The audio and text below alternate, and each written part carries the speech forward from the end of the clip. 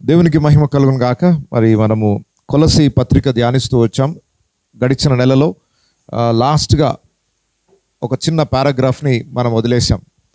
అది ఈరోజు పూర్తి చేసుకుందాం. పౌలు యొక్క పరిచర్యలో సహకరించిన వ్యక్తులు చాలామంది ఉన్నారు.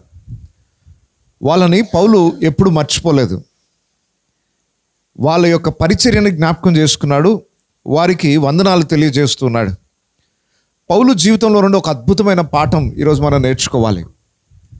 పరిచర్యలో మనకు సహకరించే ఒక చిన్న గుంపు ఉంటుంది. ఏ చిన్న కోణంలోనైనా మన పరిచర్యకు దోహదపడిన వ్యక్తులు కొంతమంది ఉంటారు. ఇంచుమించు 100 మంది పైగా పౌలు గారు ప్రస్తావించిన వ్యక్తులు ఉన్నారు బైబిల్లో. రోమా పత్రిక నుండి మనం చూస్తాం.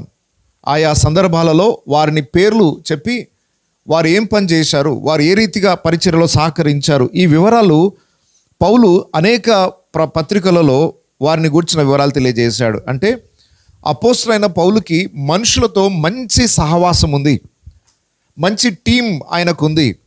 పరిచర్య ఆయన ఒక్కడే చేయడం కాదు, ఆయన ఎప్పుడు వెళ్ళినా ఆయనతో పాటు ఒక బృందం ఉండేది. ఆ బృందం అంతా కూడా సేవా భారం కలిగిన వాళ్ళు, దేవుని యొక్క చిత్తాన్ని సంపూర్ణంగా నెరవేర్చడానికి ఇష్టపడిన వారు. దాంట్లో కొంతమంది పేర్లు ఈరోజు కొలసి పత్రికలో నుండి మనం ధ్యానించబోతున్నాం. మొట్టమొదటి వ్యక్తి పేరేంటి? తుకీకు. ఓకే, సో ఇతను ఎవరు, అసలు ఎక్కడి నుండి వచ్చాడు, వీళ్ళ బ్యాక్గ్రౌండ్ కొంచెం మనం తెలుసుకుంటే వారి వివరాలు ఇంకా బాగా తెలుస్తాయి. ఇప్పుడు అపోస్తలుడైన పౌలు రోమా పట్టణంలో ఆయన చెరసాలలో ఉండి రాస్తున్న ఉత్తరం ఇది. అయితే ఈ ఉత్తరాన్ని రాస్తున్నప్పుడు ఆయన కొంతమంది వ్యక్తుల పేర్లు ప్రస్తావించాడు. దాంట్లో ఒక వ్యక్తి తుకీకు మనకు కనబడుతున్నాడు. ప్రభునందు నమ్మకమైన పరిచారకుడును నా తోడి సేవకుడునైన తుకీకు నన్ను గూర్చి ఈ సంగతులు మీకు తెలియచేయును. సో ఒక్క నిమిషం ఇక్కడ గమనించండి. తుకీకును గూర్చిన కొన్ని వివరాలు మనకు బైబిల్లో రాయబడి అపోస్తల కార్యం 20 అధ్యాయము, అపోస్తల కార్యములు 20వ అధ్యాయం 4వ వచనం. మరియు కుర్రు కుమారుడును బెరయ పట్టణస్థుడైన సోపత్రును తెసలోనికలో అర్తిస్తర్కు సెకుందును దెర్బే పట్టణస్థుడైన గాయును తిమోతియును ఆసియా దేశస్థులైన తుకికు. ఎవరు, ఎక్కడి నుండి వచ్చాడు ఈయన? ఆసియా దేశస్థుడైన తుకీకు. అపోస్తలుడైన పౌలుతో కలిసి పరిచర్య చేసిన అనుభవము ఈ తుకీకు ఉంది. ఏ ప్రాంతం నుండి వచ్చాడు అంటే ఆసియా. ఆసియాలో ఏం సంఘాలు ఉన్నాయంటే ఎఫెసు సంఘము, అక్కడున్న కొన్ని సంఘాలు ఉన్నాయి. ప్రత్యేకంగా పౌలు గారు పరిచర్య చేసింది ఎక్కువ శాతము ఎఫెసు పట్టణంలో చేశాడు. బహుశా ఆ ప్రాంతంలో పౌలు ద్వారా రక్షింపబడిన వాడు కావచ్చు, పౌలు యొక్క పరిచర్యలో సహకరించిన వాడు. పౌలు ఇతర దేశాలకు వెళ్తున్నప్పుడు పౌలుతో పాటు కలిసి పరిచర్య చేయడానికి ఇష్టపడిన వాడు. ఇతన్ని గూర్చి పౌలు తన పత్రికలో ఆయా సందర్భాలలో ప్రస్తావిస్తాడు. పౌలుతో కలిసి ప్రయాణించడం అనేది ఒక గొప్ప భాగ్యం. నేను చెప్తున్నాను, యేసు ప్రభుతో కలిసి నడిచిన శిష్యులకు గొప్ప భాగ్యము.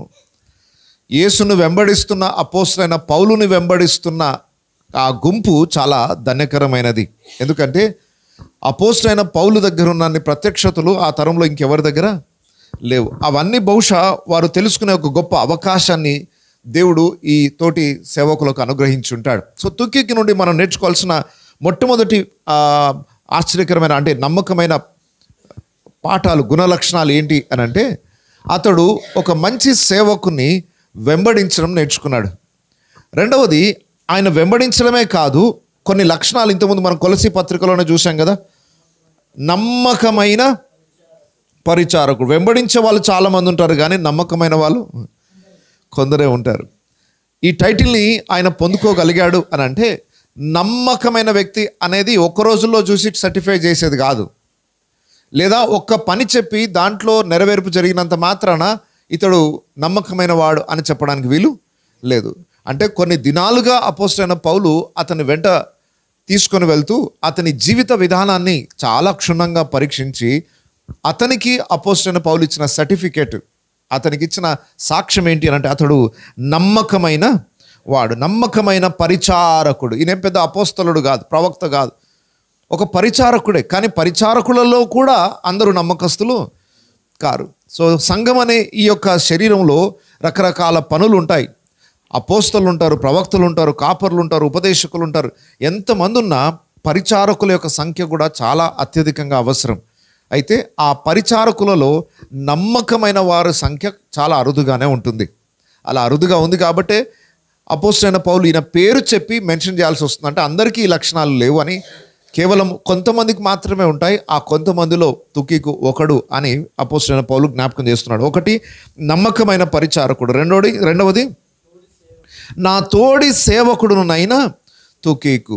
ఆయనతో కలిసి పరిచర్యలో తన తోడివాడు అంటే ఫాలోవర్ మాత్రమే కాదు, జత పనివాడితో కూడా పోలుసుకుంటున్నాడు అన్నమాట. ఎందుకు ఈ మాట అన్నాడంటే, నా తోడి సేవకుడు అని ఎందుకు అంటున్నాడంటే, పౌలు గారు వెళ్తున్న అనేక అనుభవాల గుండా అదే పరిస్థితులను ఎదుర్కొంటూ పౌలు యొక్క సేవా భారాన్ని పంచుకున్న వ్యక్తి. కేవలం ఒక పరిచారకుడు మాత్రమే కాదు, పౌలు ఆయన నమ్మి కొన్ని బాధ్యతలు అప్పగించి కొన్ని సంఘాలను బలపరచడానికి పంపుతూ ఉండేవాడట. ఉదాహరణకు క్రేతు అనే ప్లేస్కి పంపాడు, ఎఫెసు అనే పట్టణానికి పంపాడు. కొన్ని వచనాలు చూడండి, పౌలు ఆయనని ఎక్కడెక్కడ పంపదలిచాడో, ఒక సందర్భంలో ఆయన ఎక్కడ పంపాలనుకున్నాడో అది రాయబడి ఉంది. ఆయన ఆల్రెడీ పంపిన సందర్భము రాయబడి ఉంది. తీతు పత్రిక 3వ అధ్యాయం 12వ వచనం.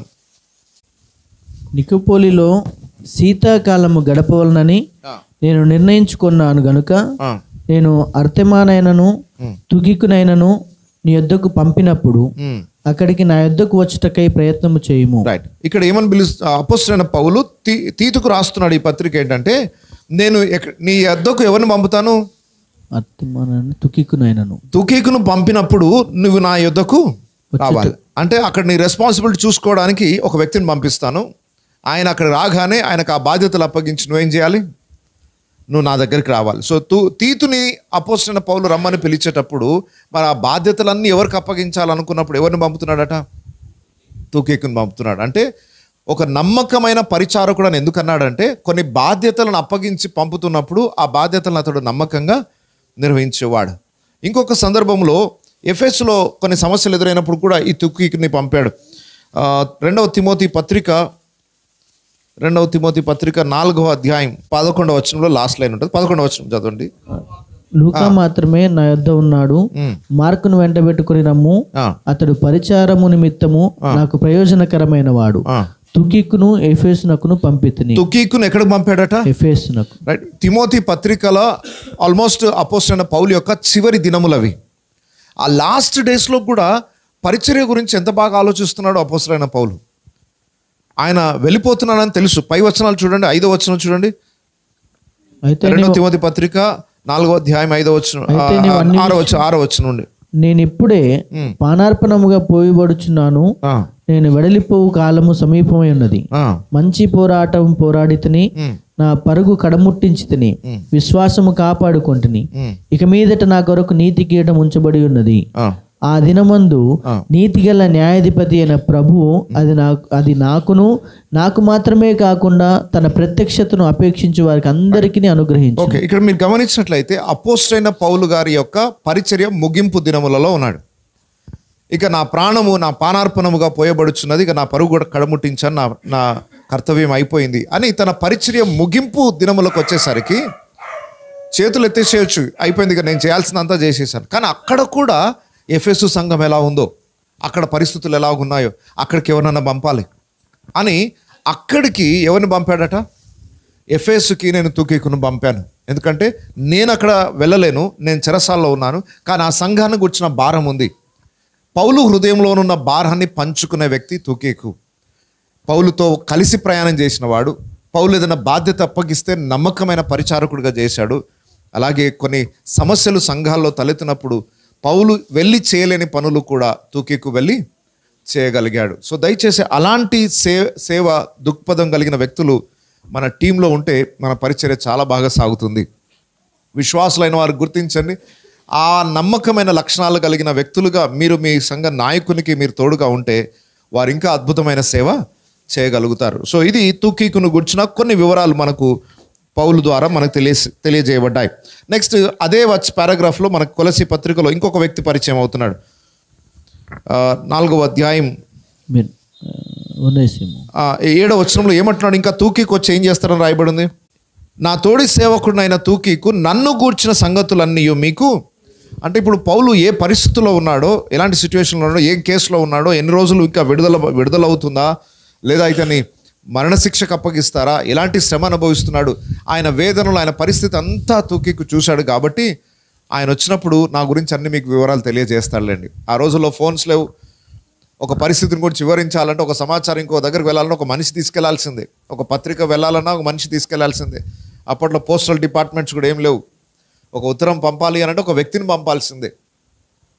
ఒక విధంగా అపోస్తలుడైన పౌలు ఒక సమాచారాన్ని అందించే ఒక వ్యక్తిగా తూకీకుని పంపుతా ఉన్నాడు, ఇక్కడున్న విషయాలన్నీ పంచుకోవడానికి.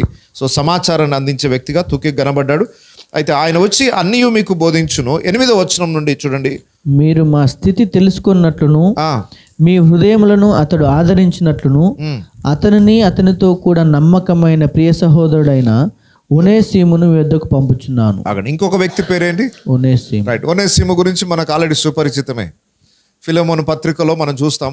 ఈ ఒనేసిము ఎవరు అంటే, ఫిలెమోను దగ్గర ఒక దాసుడుగా ఉన్నవాడు. ఏదో పొరపాటుని బట్టి అతడు యజమాని యుద్ధ నుండి పారిపోయి పట్టబడి పౌలు గారి దగ్గర మొత్తానికి చేర్చబడ్డాడు. పౌలు గారి దగ్గర సువార్తను విన్నాడు, రక్షింపబడ్డాడు. అతడు ఒక నేరస్తుడిగా వచ్చిన మారు మనసును పొంది అపోస్తలుడైన పౌలుకి మంచి పరిచారకుడు అయ్యాడు. ఇప్పుడు అదే ఒనేసిముని మరలా కొలసి పట్టణానికి పంపుతున్నాడు. తుకీకుకు జత పనివాడుగా లేదా తోడుగా ఒనేసిమును కూడా పంపుతున్నాడు. ఈ ఇద్దరు వచ్చి ఏం చేస్తారట సంఘాన్ని? మా మాట చూడండి మరలా. మీరు మా స్థితి తెలుసుకొనున్నట్లును మీ హృదయములను అతడు ఆదరించున్నట్లును అతనిని అతనితో కూడా నమ్మకమైన ప్రియ సహోదరుడునైన ఒనేసిమును మీ వద్దకు పంపుచున్నాను. మీకు తూకీకు వచ్చి ఇక్కడ వివరాలన్నీ చెప్పడమే కాదు, అతడు వచ్చి మిమ్మల్ని ఆదరిస్తాడు. అంటే ఆదరణించే లక్షణాలు తూకీకులో ఉన్నాయి. కొంతమంది వస్తే గొడవలే, కొంతమంది వచ్చారంటే గందరగోళమే. కానీ తూకీకు వస్తే ఆదరణ కలుగుతుంది. ఆయన ఏదైనా శ్రేష్టమైన సమాచారం తీసుకొస్తాడు, సంఘాన్ని క్షేమాభివృద్ధిలోకి నడిపిస్తాడు. ఆయనకు తోడుగా నమ్మకమైన వ్యక్తి అట. ఎవరు? ఇంకొక నమ్మకమైన వ్యక్తి. ఒనేసిమును కూడా నమ్మకమైన వ్యక్తి అంటున్నాడు. ఒకప్పుడు యజమానికి ద్రోహం చేసి వచ్చిన వాడు ఇప్పుడు ఏం సాక్ష్యంతో వెళ్తున్నాడు? ఒక నమ్మకమైన వ్యక్తిగా సాక్ష్యాన్ని పొంది వెళ్తా ఉన్నాడు. సో ఇక్కడ ఒనేసిము పేరు కూడా మనకు ప్రస్తావించబడి. నెక్స్ట్, ఇతడు మీ యొద్ద నుండి వచ్చిన వాడే, వీరిక్కడి సంగతులన్నీ మీకు తెలియజేయను. సో ఫస్ట్ పారాగ్రాఫ్లో మనం చూసాం ఇద్దరు పేర్లు. ఆ ఇద్దరు తర్వాత ఇంకా కొంతమంది పేర్లు ఉన్నాయి. ఇప్పుడు వాళ్ళలో ఉన్న ప్రత్యేకతలు చూడండి. 10వ వచనం చూడండి. నాతో కూడా చెరలో ఉన్న అరిస్తార్కును. ఫస్ట్ ఈ వ్యక్తిని జ్ఞాపకం చేసుకుందాం. ఎవరు ఈ అరిస్తార్కు? రోమా పట్టణంలో పౌలుతో పాటు చెరలో ఉన్న వ్యక్తి. ఇతడు ఎక్కడ పరిచయం అయ్యాడు, ఎక్కడ నుండి వచ్చాడు, ఈ వివరాలన్నీ మనం తెలుసుకోవాలనుకుంటే ఫస్ట్ అతడు ఏ ప్రాంతానికి చెందినవాడో అపోస్తల కార్యంలో వీళ్ళ పేర్లు ప్రస్తావించబడ్డాయి. 19వ అధ్యాయం 29వ వచనం చూడండి. పట్టణము బహు గలిబిలిగా ఉండెను, మరియు వారు పౌలుతో ప్రయాణమై వచ్చిన మాసిదోనియా వారైన గాయును అరిస్తర్కును పట్టుకొని. ఏ ప్రాంతానికి చెందినవారు? మాసిదోనియా అనేది ఒక పెద్ద ప్రాంతం. దాంట్లో కొన్ని పట్టణాలు ఉన్నాయి. ఫిలిప్పు అనే ప్రాంతము, ఇదంతా కూడా మాసిదోనియా ప్రాంతమే. సరే, ఇక్కడ ఈ మాసిదోనియా ప్రాంతం నుండి వచ్చిన వాడు 20వ అధ్యాయం 4వ వచనంలో కూడా మళ్ళీ ఆయన గురించి ప్రస్తావన ఉంది. ఒక్కసారి చూడండి. మరియు అపోస్తల కార్యం 20వ అధ్యాయం 4వ వచనం. మరియు పురుకుమారుడును బెరేయ పట్టణస్థుడైన సోపత్రును తెస్సలోనికయులలో అరిస్తర్కును. తెస్సలోనికయులలో ఎవరెవరు వచ్చారు? అరిస్తర్కును. అంటే మాసిదోనియా ప్రాంతములో తెస్సలోనిక అనేది ఒక చిన్న పట్టణం. ఆ పట్టణముకి సంబంధించిన వాడే అరిస్తార్కు. సో ఇప్పుడు ఆయన ప్లేస్ మనకు ఐడెంటిఫికేషన్ వచ్చింది. ఎప్పుడు పరిచయం అయి ఉంటాడు ఈయన?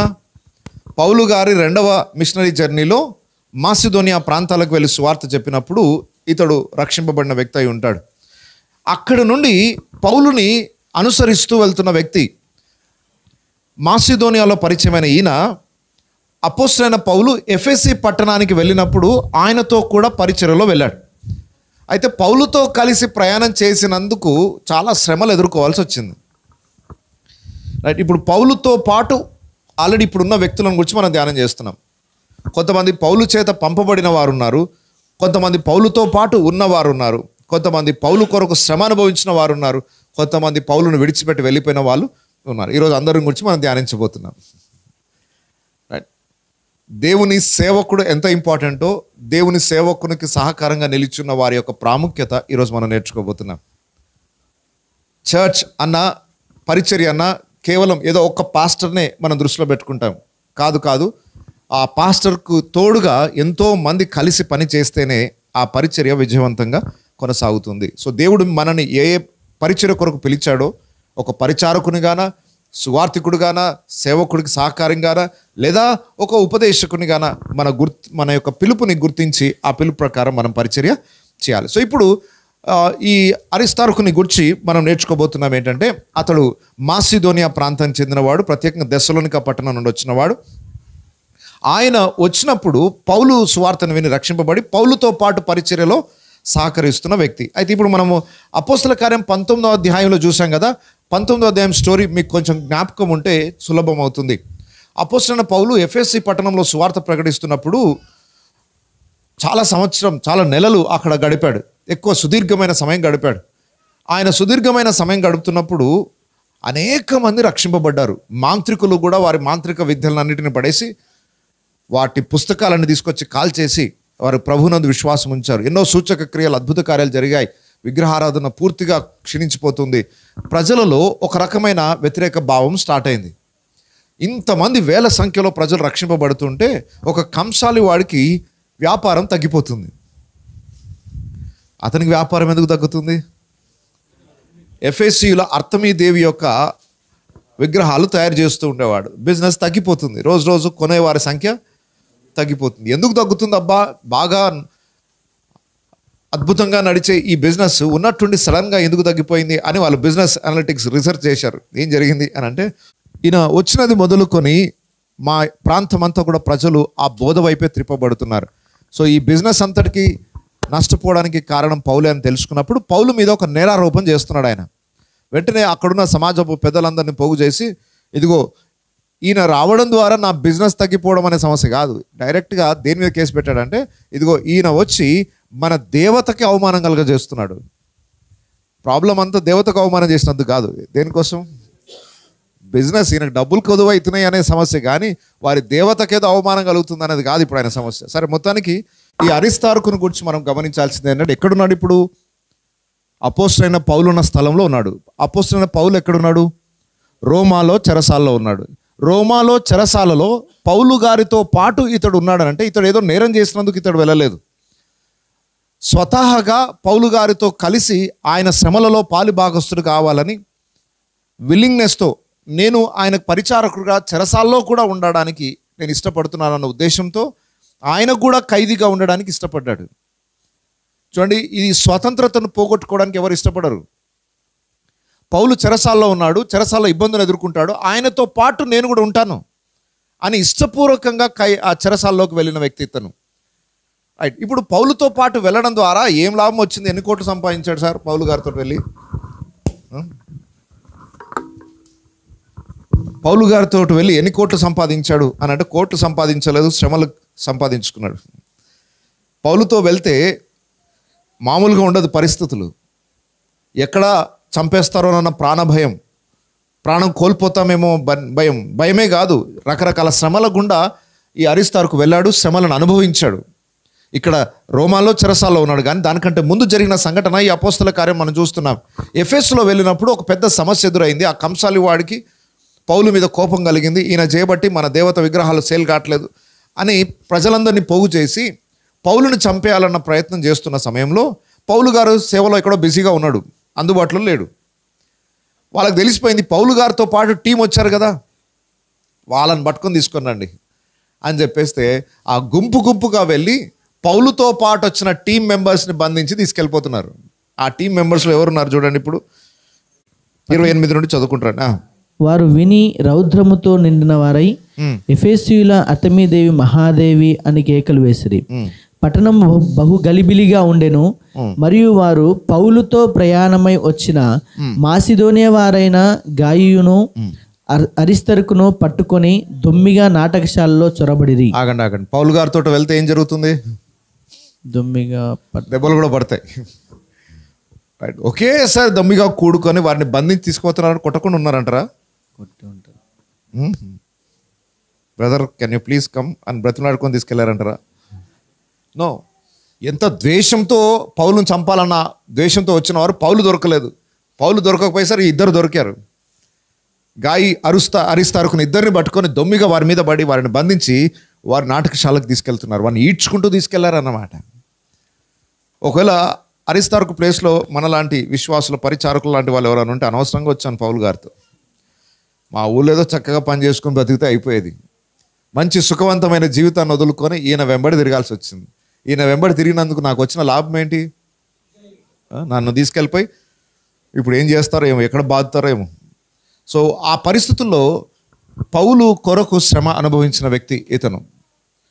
గాయి అరిస్తారుకు ఇద్దరిని కూడా లోపలికి తీసుకెళ్లారు. సరే, ఆ తర్వాత ఏం జరిగిందో స్టోరీ మనకు తెలుసు. అద్భుతంగా దేవుడు ఆశ్చర్యకార్యం జరిగించి మరి పౌలు కూడా అక్కడ చంపబడకుండా, పౌలుతో పాటు వచ్చిన వారు కూడా ఏ విధమైన నష్టానికి గురి కాకుండా దేవుడు అక్కడ నుండి వారిని తప్పించి మరొక ప్రాంతానికి పంపించేశాడు. సో ఇక్కడ అరిస్తారుకుని ఏ విధంగా పరిస్థితులు కూడా ఆయన వెళ్ళడానికి ఇష్టపడ్డాడో మనం చూస్తున్నాం. సో ఇక్కడ ఎఫెస్, ఓకే, ఎఫెస్లో కొన్ని శ్రమలు. ఓకే, నెక్స్ట్ ఇంకా చాలా శ్రమలు అనుభవించాడు ఆయన. అపోస్తల కార్యం 27వ అధ్యాయం 2వ వచనం చూడండి. ఆసియా దరి వెంబడినున్న పట్టణములకు ప్రయాణము చేయబోవు అద్రముత్తియా పట్టణపు ఓడనెక్కి మేము బయలుదేరితిమి. మాసిదోనీయుడును తెసలోనిక పట్టణస్థుడైన అరిస్తార్కు మాతో కూడా ఉండెను. ఇప్పుడు మాతో కూడా ఉండేను అంటే లూకా భక్తుడు రాస్తూ ఈ మాట అంటున్నాడు. ఈ అధ్యాయం అంతా ఏంటంటే అపోస్తలుడైన పౌలు 3 సువార్త యాత్రలు ముగించుకొని యెరూషలేముకు వెళ్ళగానే యెరూషలేములో ఉన్న యూదులు ఆయన మీద పడి ఆయనని కొట్టి చంపేయాలనుకున్న సమయంలో సైనికులు వచ్చి అతన్ని కాపాడుతారు. ఆయన మీద యూదులు ఎన్నో నేరారోపణలు చేస్తుంటే నేను కైసర్ దగ్గర చెప్పుకుంటాను అన్నాడు. నేను సుప్రీంకోర్టులో చూసుకుంటాను ఈ కేసు అంటే. అపోస్తలుడైన పౌలును సంఖ్యలతో బిగించి ఓడలో కొంతమంది ఖైదీలతో కలుపుకొని వారిని తీసుకొని రోమా పట్టణానికి ప్రయాణం చేస్తున్నారు. సైనికులు కొంతమంది నేరస్తులను ఓడలోనికి ఎక్కించుకొని, దాంట్లో పౌలు గారు ఉన్నారు, ఇంకా ఇతర కరడు కట్టిన నేరస్తులు కూడా సంఖ్యలు బిగించబడి దాంట్లో బంధించబడి ప్రయాణం అయి తీసుకొని వెళ్తున్నారు. అలా సంఖ్యలతో బిగించబడి తీసుకొని పోబడుతున్న పౌలు గారితో కూడా ఎవరు ప్రయాణం చేస్తున్నారు? అరిస్తార్ ప్రయాణం చేస్తున్నారు. నాకు కూడా ఏంటి సార్ సంఖ్యలు, నేను కూడా వస్తాను ఆయనతో పాటు. నిజానికి ఈయనకు అవసరమే లేదు, కానీ పౌలు యొక్క శ్రమానుభవంలో పాలిభాగస్తుడయ్యాడు. అందరూ సుఖానుభవంలో పాలిభాగస్తులు కావాలనుకుంటారు, కానీ శ్రమానుభవంలో పాలిభాగస్తులు కావడం అనేది ఎవరు ఇష్టపడరు. సో విల్లింగ్నెస్తో, అంటే తన ఇష్టపూర్వకంగా పౌలుతో పాటు శ్రమ అనుభవించడానికి ఆ ఓడెక్కాడు. అయ్యా నన్ను కూడా తీసుకెళ్ళండి, పౌలు గారికి తోడుగా ఉంటాను, ఆయన శ్రమలలో నేను ఏదైనా సహాయపడతాను అని ఒక ఖైదీగా పౌలుతో పాటు వెళ్ళడానికి ఇష్టపడ్డాడు. సరే, పౌలుతో పాటు ఓడలో ప్రయాణించడమే కాదు, ఆ ఓడకి ఏమైందో తర్వాత తెలుసు మనకి. ప్రయాణిస్తున్నప్పుడు క్రేతు అనే ప్రాంతం దగ్గరకు వచ్చేసరికి ఒక భయంకరమైన తుఫానుకి, ఒక భయంకరమైన పెనుగాలికి ఆ ఓడ బద్దలైపోయే పరిస్థితి ఎదురైంది. ఓడ బద్దలైపోయినప్పుడు అందరూ సముద్రములో ప్రాణాలు కాపాడుకోవడానికి ఈదవలసి వచ్చింది. 14 రోజులు తిండి తిప్పలు లేవు ఓడలో ఉన్న వారికి. ఒక్కసారి ఊహించుకోండి, 14 రోజులు ఫాస్టింగ్.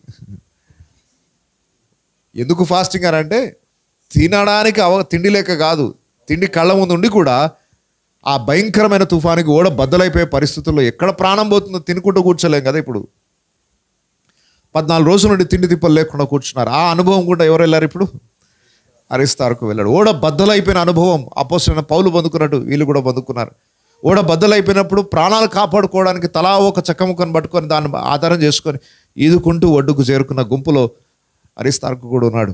అంటే కేవలము పౌలు యొక్క స్వార్థ పరిచర్యలోనే తోడుగా ఉండడం కాదు, పౌలు కొరకు శ్రమ పడినవాడు, పౌలుతో కలిసి శ్రమ పడినవాడు, పౌలుతో కలిసి ఉపద్రవాలను ఎదుర్కొన్నవాడు, చివరికి పౌలు రోమాలో ఉన్నప్పుడు కూడా పౌలుతోనే ఉండడానికి ఇష్టపడిన వ్యక్తి. ఈనాటి విశ్వాసులు ఎంతమంది ఈ రకమైన మనస్సు కలిగిన వాళ్ళు ఉంటారు? పౌలు వారిని మర్చిపోలేదు, వారిని జ్ఞాపకం చేసుకుంటున్నాడు. వారు నా దగ్గర ఉన్నారు అని వారి యొక్క గొప్పతనాన్ని గురించి జ్ఞాపకం చేస్తున్నాడు. నేను ఇక్కడున్న విశ్వాసులను అడుగుతున్నాను, మీ సేవకులు ఒకవేళ మీ గురించి ఏదైనా చెప్పాలంటే ఏం చెప్తారు?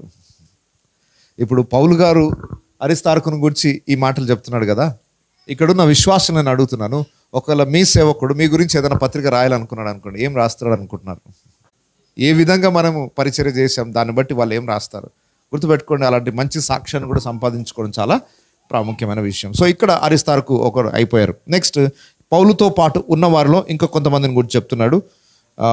కొలస్సీలకు రాసిన పత్రిక 4వ అధ్యాయం 10వ వచనం. నాతో కూడా చెరలో ఉన్న అరిస్తార్కును బర్నబాకు సమీప జ్ఞాతి అయిన మార్కును మీకు వందనములు చెప్పుచున్నారు. మీకు వందనాలు చెప్తున్నాడు అంటే ఇప్పుడు ఎవరెవరున్నారు పౌలు గారితో? అరిస్తార్కును, ఓకే, మార్కు ఉన్నాడు. ఫస్ట్ గుంపు ఎవరు అంటే పౌలు చేత పంపబడిన వారు. ఫస్ట్ గుంపు ఎవరు? తుకీకు, ఒనేసిము. వీళ్ళెవరు? పౌలు చేత పంపబడిన వారు. ఇప్పుడు పౌలు యొద్ద ఉన్నవారు వీళ్ళు, జైల్లో పౌలుతో పాటు ఉన్నవారు. మార్కు ఎవరో తెలుసు మనకు బాగా, జాన్ మార్క్ అని పిలుస్తాం. మార్కు అను మారు పేరు గల యోహాన్. ఈయన ఎవరు అని అంటే పేతురుకి చాలా దగ్గర బంధువు. అలాగే బర్నబా కూడా మంచి సమీప జ్ఞాని. పేతురుకి చాలా తోడుగా ఉండి పరిచర్యలో సహకరించిన వ్యక్తి జాన్ మార్క్. పేతురు గారు పరిచర్య చేస్తున్న కాలంలో ఇతను ఒక చిన్న పిల్లోడు, ఒక యవనస్తుడు. ఎందుకంటే పేతురు చెరసాల నుండి విడిపింపబడిన తర్వాత అర్ధరాత్రి వేళ ఆయన ఎవరింటికి వెళ్ళాడట? జాన్ మార్క్ వాళ్ళ ఇంటికి వెళ్ళాడు. వాళ్ళ ఇంట్లో చిన్న ప్రార్థన కూడిక జరుగుతుంటుంది. ఆ చిన్న వయసులోనే పేతురు ద్వారా సువార్తను విన్నవాడు. అలా మంచి దైవికమైన కుటుంబంలో పెరిగినవాడు. పేతురు యొక్క పరిచర్యలో చాలా ఎదిగాడు ఆయన. అక్కడితో ఆగిపోకుండా పౌలు బర్నబా పరిచర్య కొరకు వెళ్తుంటే, ఇతడు బర్నబాకి బంధువు కనుక బర్నబాతో పాటు బహుశా మేనమామ అయి ఉంటాడు, నన్ను కూడా తీసుకెళ్ళు అని అంటే పరిచర్యలో బర్నబా గారు అసిస్టెంట్గా ఉండడానికి, ఒక పరిచారకుడుగా ఉండడానికి ఎవరిని వెంటబెట్టుకున్నాడు? మార్కును వెంటబెట్టుకొని పౌలుతో కలిసి మొదటి సువార్త యాత్ర ప్రారంభించారు. మొదటి సువార్త యాత్రలో కొంత దూరం వెళ్ళిన తర్వాత ఎందుకో మార్క్ గారికి ఏమనిపించిందో తెలియదు, నేను మీతో కలిసి ప్రయాణం ఇంకా ముందుకు సాగలేను, నేను వెనకకు వెళ్ళిపోతాను, నా వల్ల కాదు మీతో కలిసి పరిచర్య చేయడం అని ఏ కారణమో తెలియదు. కానీ మధ్య నుండి రిటర్న్ వెళ్ళిపోయాడు ఆయన. అలా రిటర్న్ వెళ్ళిపోయినందుకు పౌలు గారికి చాలా కోపం వచ్చింది ఆయన విషయంలో. పౌలుకి పరిచర్య అంటే చాలా చాలా కఠినంగా ఉండేవాడు. ఎందుకంటే అతడు రక్షింపబడక మునుపు ధర్మశాస్త్రం విషయంలో అంత స్ట్రిక్ట్గా ఉండేవాడు. రక్షింపబడిన తరువాత క్రీస్తు కొరకు కూడా అంత పర్ఫెక్ట్గా జీవించడానికి ప్రయత్నం చేసిన వ్యక్తి. ఏదైనా చిన్న లోపం వచ్చినా సహించే వ్యక్తి కాదు. అలాంటిది పరిచర్య కొరకు వస్తానని సగం నుండి తిరిగి వెళ్ళిపోతాడా అని మార్కుని రిజెక్ట్ చేసేసాడు పౌలు. తర్వాత ప్రయాణం చేద్దామని బయలుదేరే సమయానికి రెండవ ప్రయాణంలో పౌలు గారు బర్నబా గారు ఇద్దరు మాట్లాడుకున్నారు, మనం వెళ్ళి ఎన్నో సంఘాలు స్థాపించి వచ్చాం, వాళ్ళు ఎలా ఉన్నారో ఒకసారి చూసేసి వద్దాం అని ఇద్దరు కలిసి మాట్లాడుకుని పదండి అని వెళ్తున్న సమయానికి ఎవరు వచ్చారు? మళ్ళా మార్కు వచ్చారు. మళ్ళీ జాన్ మార్క్ వచ్చి ఈయన కూడా వస్తానని అంటున్నాడు అని అంటే వెంటనే పౌలుకు బీపీ పెరిగిపోయింది. ఈ వ్యక్తి లాస్ట్ టైం మనతో పాటు సగం దూరం దాకా వచ్చి రిటర్న్ వెళ్ళిపోయాడు, ఇలాంటి వ్యక్తిని మనతో రానివ్వద్దు అని పౌలు గారు. బర్నబా అంటాడు, ఏదో చిన్న పిల్లోళ్ళండి, ఫస్ట్ టైం తప్పు చేశాడు, ఈసారి అలా చేయలేండి, ఒక అవకాశాన్ని ఇద్దాం అని బ్రతిలాడి మార్కుని ఎలాగైనా వెంటబెట్టుకుని రావాలని బర్నబా ఆశ. కానీ పౌలు మాత్రం ససేమిరా, నో, మార్కు నాతో రావడానికి వీలే లేదు, ఒక్కసారి నా విషయంలో ఎవరైనా తప్పు చేశారా గెట్అవుట్, అంతే, ఇక మీకు నాకు సంబంధం లేదు. అంత కఠినంగా ఉండేవాడు. సో ఈ విషయంలో మార్కునేమో తీసుకెళ్దామని బర్నబా, వద్దని పౌలు, వీళ్ళిద్దరి మధ్య చాలా తీవ్రమైన వాదం జరిగిందట. అంత సీరియస్గా ఆలోచించాల్సిన అవసరం ఏముందండి? పోనీలే అని పౌలు అనుకోవచ్చు, పోనీలే అని బర్నబా అనుకోవచ్చు. ఇద్దరూ నో, ఎవ్వరికి మాట తగ్గే పరిస్థితి లేదు. తీసుకెళ్దామని ఖచ్చితంగా ఈయననే అంటాడు, నో అంటాడు ఆయన. మార్కును బట్టి ఇంత మంచి స్నేహితులు విడిపోవలసిన పరిస్థితి వచ్చింది. అంత గనుడు అనమాట మార్కు. ఈయనను బట్టి ఎంతో కలిసి ఉన్న ప్రేమ అంటే ప్రేమను ఏం కోల్పోలేదు, కానీ కలిసి పరిచర్య చేసే ఆ మంచి టీం ఏమైపోయింది? రెండు ముక్కలు కావాల్సి వచ్చింది, టీం డివైడ్ కావాల్సి వచ్చింది. ఇక బర్నబా అన్నాడు, మార్కునైతే తీసుకుపోవడం ఖాయం, అవసరమైతే నిన్నైనా వదులుకుంటా, కానీ మార్కును మాత్రం, అబ్బా ఎంత పెద్ద డెసిషన్ తీసుకున్నాడు ఆయన. అవసరమైతే పౌలు గారిని వదులుకుంటా, కానీ మార్కును మాత్రం వదులుకోను. ఎందుకో మార్కు మీద బర్నబా గారికి, అంటే మేనల్లుడు బంధువు అని చెప్పేసా కాదు, ఈ యవనస్తుని ఎలాగైనా నిలబెట్టాలి అన్న భారం బర్నబాకు ఉంది. మరి పౌలు గారికి ఆ భారం లేదా? మనం అపోస్తల కార్యం ధ్యానించేటప్పుడు పౌలు చేసింది కరెక్టా, బర్నబా చేసింది కరెక్టా ధ్యానించాం. ఎంతమంది గుర్తుంది? ఇప్పుడు పౌలు గారు చేసింది కరెక్టా, బర్నబా చేసింది కరెక్టా? పౌలు దేవుడు చెప్పిందే చేస్తాడు అన్నాడు వీరేష్ గారు. అవును, 100% దేవుడు చెప్పిందే చేస్తాడు. మరి ఇప్పుడు దేవుడు చెప్పాడా మార్కుని తీసుకొని రావద్దని? బర్నబాకేమో తీసుకువెళ్ళమని చెప్పాడు, ఈయనకేమో తీసుకోవద్దని చెప్పాడా? ఇద్దరు దేవుని పనే చేస్తున్నారు కదా, ఇద్దరు దేవుని చిత్తానికి లోబడుతున్నారు కదా. జాన్ మార్క్ని పర్వాలేదులే, తప్పు చేశాడు, క్షమించేద్దాం, తీసుకెళ్దాం అని అన్న బర్నబా చేసింది కరెక్టా? 100% ఒకసారి తప్పు చేసిన వాడు మన పరిచయం ఉండొద్దు, గెట్ అవుట్, వెలివేయాల్సిందే అని పౌలు చెప్పింది కరెక్టా? ఏది కరెక్ట్ అమ్మా? ఇంకా కొంచెం ఈజీగా చెప్తా. మీ పాస్టరు పౌలులా ఉంటే బాగుంటుందా, బర్నబాలా ఉంటే బాగుంటుందా?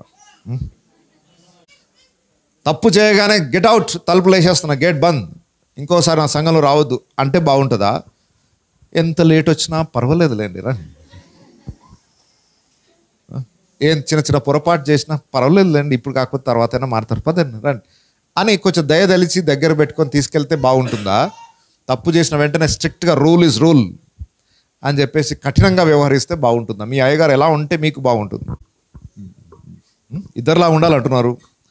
ఒక సందర్భంలో ఇద్దరులా ఉండడం సూట్ కాదు. ఇప్పుడు పౌలు లాగా ఉండడం మంచిదా, బర్నబా లాగా ఉండడం మంచిదా? మార్కు సందర్భంలో ఈ ఇద్దరిలో ఎవరు కరెక్ట్ చేశారు, ఎవరు రాంగ్ చేశారు చెప్పండి. ఇప్పుడు పౌలు చేసింది కరెక్టా, బర్నబా చేసింది కరెక్టా? రైట్. ఖచ్చితంగా ఒక వ్యక్తి జీవితం దిద్దబడాలంటే ఒకరు కఠినంగా వ్యవహరించాల్సి వస్తుంది, ఒకరు ప్రేమ చూపించాల్సి వస్తుంది. 2 లక్షణాలు కలిస్తేనే ఒక వ్యక్తి బాగుపడతాడు. ఒకవేళ ఓన్లీ రిజెక్షనే చేశారనుకోండి, ఆ వ్యక్తి ఇంకా దేవుని దూరం అయిపోతాడు. ఓన్లీ ప్రేమనే చూపించారనుకోండి, ఆ వ్యక్తి దేవుని భయం కోల్పోతాడు. 2 కావాలి. మార్కు బాగుపడడానికి ఈ ఇద్దరూ వ్యవహరించాల్సిన విధానం 100% న్యాయమే. నేను దీని గురించి ఒక ఉదాహరణ చెప్పాను. ఒక బిందె సొట్టబడింది అనుకోండి, సొట్ట తీయడానికి ఏం చేస్తారు? సుత్త తీసుకొని ఇంకో సైడ్ని కొడుతూనే ఉంటారా? లోపల ఒక సపోర్ట్ పెడతారు, ఒక చెక్క ముక్క పెట్టేసి బయట నుండి కొడతా ఉంటారు. అంటే కొట్టడం అవసరం, సపోర్ట్ అవసరం. ఇక్కడ ఇప్పుడు చెప్పండి, మార్కు సొట్టబడి ఎవరు కొడుతున్నారు, ఎవరు సపోర్ట్ చేశారు? ఈ రెండిట్లో ఏ ఒక్కటి తీసేసినా సొట్ట పెరుగుతుంది. ఓకే, కాబట్టి ఇద్దరు చేసింది న్యాయం. అయితే వాళ్ళకున్న పెద్ద గుణం ఏంటి అని అంటే, అభిప్రాయ భేదాలు ఉండవచ్చు సేవకుల మధ్యలో, కానీ సమాధానం కోల్పోలేదు. బాగా గుర్తుపెట్టుకోండి. నేను అంగీకరించేది ఇంకొక సహోదరుడు అంగీకరించకపోవచ్చు, మా ఇద్దరి మధ్య భేదాభిప్రాయం రాయొచ్చు. నేను ఇలా చేద్దామంటా, నేను ఇలా చేద్దామంటాడు, వేరు కావచ్చు, అభిప్రాయాలు వేరు కావచ్చు, కానీ మేమిద్దరము సమాధానాన్ని మాత్రం కోల్పోవద్దు. మళ్ళీ ఎప్పుడైనా రోడ్డు మీద కలిసినప్పుడు నేను ఆ మాట వినలేదు, నన్ను కాదన్నాడు, ఆయనతో నాకేం పనిగా, నేను చెప్పింది చేయలేదు అనే ఆ వ్యతిరేక భావము, శత్రు భావము సేవకుల మధ్య ఉండడానికి వీలు లేదు. పౌలు బర్నబా అభిప్రాయ భేదంతో విడిపోయారే కానీ వారి హృదయాలు మాత్రము సమాధానంగానే ఉన్నాయి. సరే, నీకు ఇష్టమైన పద్ధతిలో నువ్వు వెళ్ళి సేవ చేయి, నాకు ఇష్టమైన పద్ధతిలో నేను సేవ చేస్తాను. పౌలు శీలను వెంట పెట్టుకొని ఆయన ఒక రూట్లో వెళ్ళిపోయాడు, బర్నబా మార్కును పెట్టుకొని వెంట వెళ్ళిపోయాడు. సరే, ఇక్కడ మనం గమనించాల్సింది ఏంటంటే, ఒకప్పుడు రిజెక్ట్ చేయబడిన వ్యక్తితనం, ఒకప్పుడు అపోస్తలుడైన పౌలు చేత తృణీకరించబడిన వ్యక్తి ఈరోజు ఎక్కడున్నాడు? ఇక్కడికి ఎట్లా వచ్చాడు? మళ్ళీ గెట్ అవుట్, నా దగ్గర ఉండొద్దు అని పంపించేసిన ఆ వ్యక్తి ఇప్పుడు పౌలుతో పాటు ఉన్నాడు. మార్కు నుండి ఒక పాఠం నేర్చుకోవచ్చు. ఒకసారి తప్పు చేశాడు, చాలా పశ్చాత్తాపడి ఉంటాడు, ఇంకెప్పుడు నేను ఇలాంటి పొరపాటు చేయొద్దు, ఎవరి చేత తిట్లు తిన్నానో ఆ వ్యక్తి చేత నేను మెప్పు పొందాలి. చాలామంది నెగిటివ్గా రెస్పాండ్ అవుతారు. నన్ను తృణీకరిస్తే ఆయన దగ్గరకు నేను ఇంకెందుకు వెళ్ళాలి, నన్ను తృణీకరించిన వాటితో నాకేం పని అని వాళ్ళ మీద ద్వేషం పెంచుకుంటారే కానీ, అయ్యో నన్ను తృణీకరించడానికి నాలో ఈ లోపమే కారణం కదా, దీన్ని సరిదిద్దుకుంటే మరలా నేను ఆ వ్యక్తితో మెప్పు పొందుకోవచ్చు కదా, ఆ గొప్ప సేవకుని యొక్క సాక్ష్యం నేను మళ్ళా పొందుకోవచ్చు కదా, ఆ ఆలోచన మార్కులో ఉంది. మార్పు చెందడానికి ఇష్టపడిన వ్యక్తి మార్కు. మార్కు అనగా టైటిల్లో మార్పు చెందడానికి ఇష్టపడిన మార్కు. ఈరోజు ఎంతమంది మార్పు చెందడానికి ఇష్టపడుతున్నారు? సరే, ఒక కఠినంగా వ్యవహరించాడు ఒక గురువు, ఓకే అధికారి లేదా ఒక సేవకుడు, ఆ కఠినత్వం ఎందుకు చూపించాల్సి వచ్చిందో ఆ సమస్య మీద నీ దృష్టిని పెట్టి నువ్వు మార్చుకోగలిగితే మళ్ళీ కోల్పోయిన హోదాన్ని సంపాదించుకోగలుగుతావు. డిస్కరేజ్మెంట్తో వెనకకి వెళ్ళిపోలేదు, ఛాలెంజ్ తీసుకొని మళ్ళీ ముందుకు రావడానికి ప్రయత్నం చేశాడు. అయితే ఇతని జీవితాన్ని కట్టడానికి బర్నబా చాలా ప్రాముఖ్యమైన పాత్ర వహించాడు. ఆనాడు బర్నబా వెంట పెట్టుకోకపోతే మార్కు రూట్ ఎలా వెళ్ళిపోయేదో, మరలా మార్కుని మనం జ్ఞాపకం చేసుకునే వాళ్ళమే కాదు. కాబట్టి మార్కుని బర్నబా వెంట పెట్టుకొని, అసలు ఎంత పెద్ద కష్టమైన పని ఇది. ఎన్నో రోజులున్న స్నేహంతో కలిసి ప్రయాణం చేస్తున్న అనుభవం పౌలుతో, అది కూడా వదులుకోవడానికి ఇష్టపడ్డాడంటే బర్నబా ఆలోచన ఏంటో చూడండి. అపోస్తలుడైన పౌలు నేను లేకపోయినా ఆయన పరిచర్య చేసుకోగలుగుతాడు. అసలు పౌలు గారిని పరిచర్య కొరకు ప్రోత్సహించింది ఎవరు? బర్నబానే. ఎక్కడో ఆయన ఊర్లో ఉండిపోయాడు అంతే. తార్సులో ఉండిపోతే మళ్ళీ ఆయన వెతుక్కుంటూ వెళ్ళి, అయ్యో ఇక్కడే ఉన్నావా, పద పరిచర్య చేద్దాం పద అని ఆయనను తీసుకొని అంతియోక్యకి వచ్చాడు. అసలు యెరూషలేములో ఉన్నప్పుడు అందరూ భయపడుతున్నారు పౌలు అంటే. ఈయన ఏదో నాటకం చేస్తున్నట్టున్నాడు, మారిపోయినట్టు నటిస్తూ క్రైస్తవులు ఎక్కడెక్కడ ఉన్నారో అంత అడ్రస్ తెలుసుకొని వారి మీద ఒక్కటేసారి పడదాం అనుకుంటున్నట్టున్నాడని ఎవ్వరూ పౌలును కలవట్లేదు. పౌలు చెప్పే సువార్తను యాక్సెప్ట్ చేయట్లేదు. అమ్మో ఈయన మారినట్టే చేస్తున్నాడు, యాక్టింగ్ చేస్తున్నాడు. కానీ యెరూషలేములో ఉన్న విశ్వాసులందరికీ పరిచయం చేసింది ఎవరు? బర్నబానే. పౌలును వెంటబెట్టుకొని, అయ్యలారా మీరు ఏం టెన్షన్ పడకండి, నేను మారిపోయాడు, నిజంగా దేవుడు ఇతను దర్శించాలని సంఘానికి తను పరిచయం చేసి సంఘంలో పరిచర్య చేయడానికి ద్వారాలు మరి తెరిచిన వ్యక్తి బర్నబా. ఇంత గొప్ప సేవ చేశాడు. పౌలుని చాలా ఎంకరేజ్ చేశాడు. పౌలు తన సొంత ఊరికి వెళ్ళిపోయినా వదలలేదు. అక్కడికి వెతుక్కుంటూ వెళ్ళి, అడ్రస్ వెతుక్కుంటూ వెళ్ళి, ఆ రోజుల్లో గూగుల్ మ్యాప్లు లేవు, అడ్రస్ తెలుసుకోవడం ఫోన్లు లేవు, మామూలు విషయం కాదు.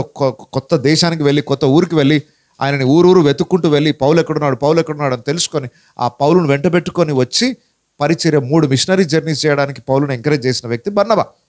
అయితే ఇంత స్థాయిలో ఉన్న బర్నబా ఈరోజు పౌలును వదులుకోవాల్సి వచ్చింది. ఎందుకు? పౌలు నేను లేకపోయినా ఇప్పుడు సేవ, కానీ మార్కు నేను లేకపోతే ఇతనికి నా అవసరత ఉంది అని సేవ పౌలు ఆపలేడు. కానీ మార్కును వదిలేస్తే ఇతడు సేవకుడు కాలేడు. బలహీనమైన వాటి మీద దృష్టి పెట్టడం. సేవకులారా గుర్తుపెట్టుకోండి, మనం ఎప్పుడు బాగా టాలెంట్ ఉన్న వాళ్ళని, మంచి పరిచయ ఆసక్తి వాళ్ళ మీదనే ఫోకస్ చేస్తాం. కొన్నిసార్లు మన సంఘంలో బలహీనులు ఉంటారు, వాళ్ళ మీద కూడా ఫోకస్ చేయాలి. స్కూల్లో టీచర్స్ ఉంటారు, టీచర్స్ చేసే పెద్ద మిస్టేక్ ఏంటంటే బాగా చదువుతున్న మీదనే ఫోకస్ చేస్తారు. బాగా చదువుతున్న మీదనే ఫోకస్ చేస్తారు. అసలు చదవనోని వాడిని దెబ్బలు కొట్టడమే తప్ప వాడిని బలపరిచి వాడిని ఒక స్థాయికి తీసుకుని రావాలన్న ఆలోచన ఉండదు. మీరు కొన్ని పెద్ద పెద్ద కార్పొరేట్ స్కూల్స్లో చూస్తే పిల్లలందరినీ స్కూల్లో తీసుకుంటారు, కానీ బాగా చదివే వాళ్ళని సపరేట్ రూమ్లో వేస్తారు. బాగా చదువుతున్న గుంపుని తీసుకెళ్ళి వాళ్ళ మీదనే ఫోకస్ చేసేవాళ్ళు, కానీ మిగతా డల్గా ఉన్న వారిని అసలు పట్టించుకునే వాళ్ళు కాదు. దయచేసి సేవకులారా, మన పరిచర్యలో కొన్ని గొర్రెలు నడవలేవు. ఒక మంచి కాపరి ఏం చేస్తాడు? నడవలేని గొర్రె పిల్లని ఏం చేస్తాడు? ఒక మంచి కాపరి లక్షణం బర్నబాలో మనం చూడగలుగుతున్నాం. సో చర్చ్లో అందరూ పర్ఫెక్ట్గా ఉండరు, కొంతమంది బలహీనులు ఉంటారు.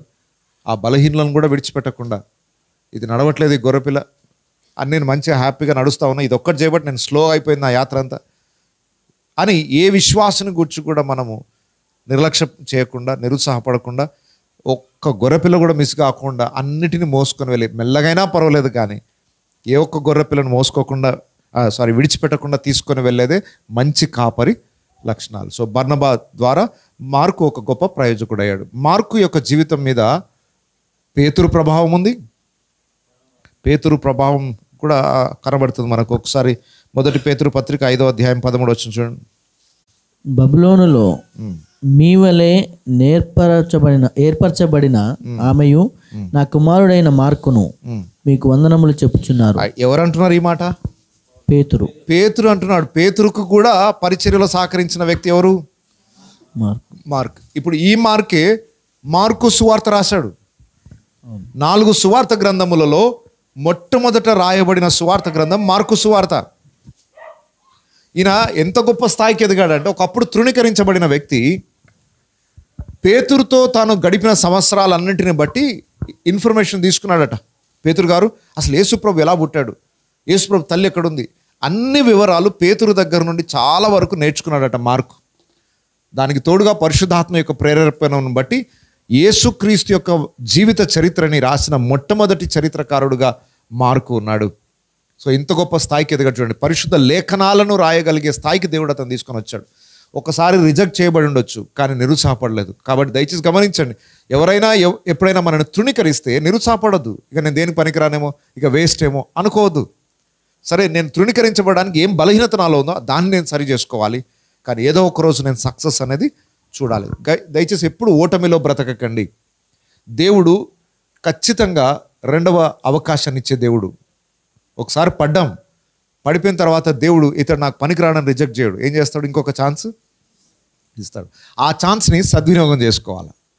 సద్వినియోగం చేసుకున్నవాడు ఆ పడిపోయిన స్థాయి నుండి మళ్ళీ పడకుండా ఉండే స్థాయికి చేరుతాడు. సో మార్కు నుండి చాలా పాఠాలు నేర్చుకోవచ్చు, పౌలు నుండి, బర్నబా నుండి కూడా చాలా పాఠాలు నేర్చుకోవచ్చు. ఇతని మీద ఎంతోమంది సేవకుల యొక్క ప్రభావం మాత్రం ఉంది. సో ఒకవైపు పేతురుకి మంచి కుమారుడుగా పరిచయం చేశాడు, బర్నబాకి బంధువు కాబట్టి బర్నబానే అతన్ని ఒక మంచి సేవకునిగా తీర్చిదిద్దాడు.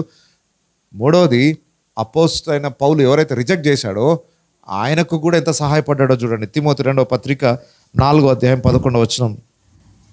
లూకా మాత్రమే నా యొద్ద ఉన్నాడు, మార్కును వెంట పెట్టుకొని రమ్ము, అతడు పరిచారం నిమిత్తము నాకు ప్రయోజనకరమైన వాడు.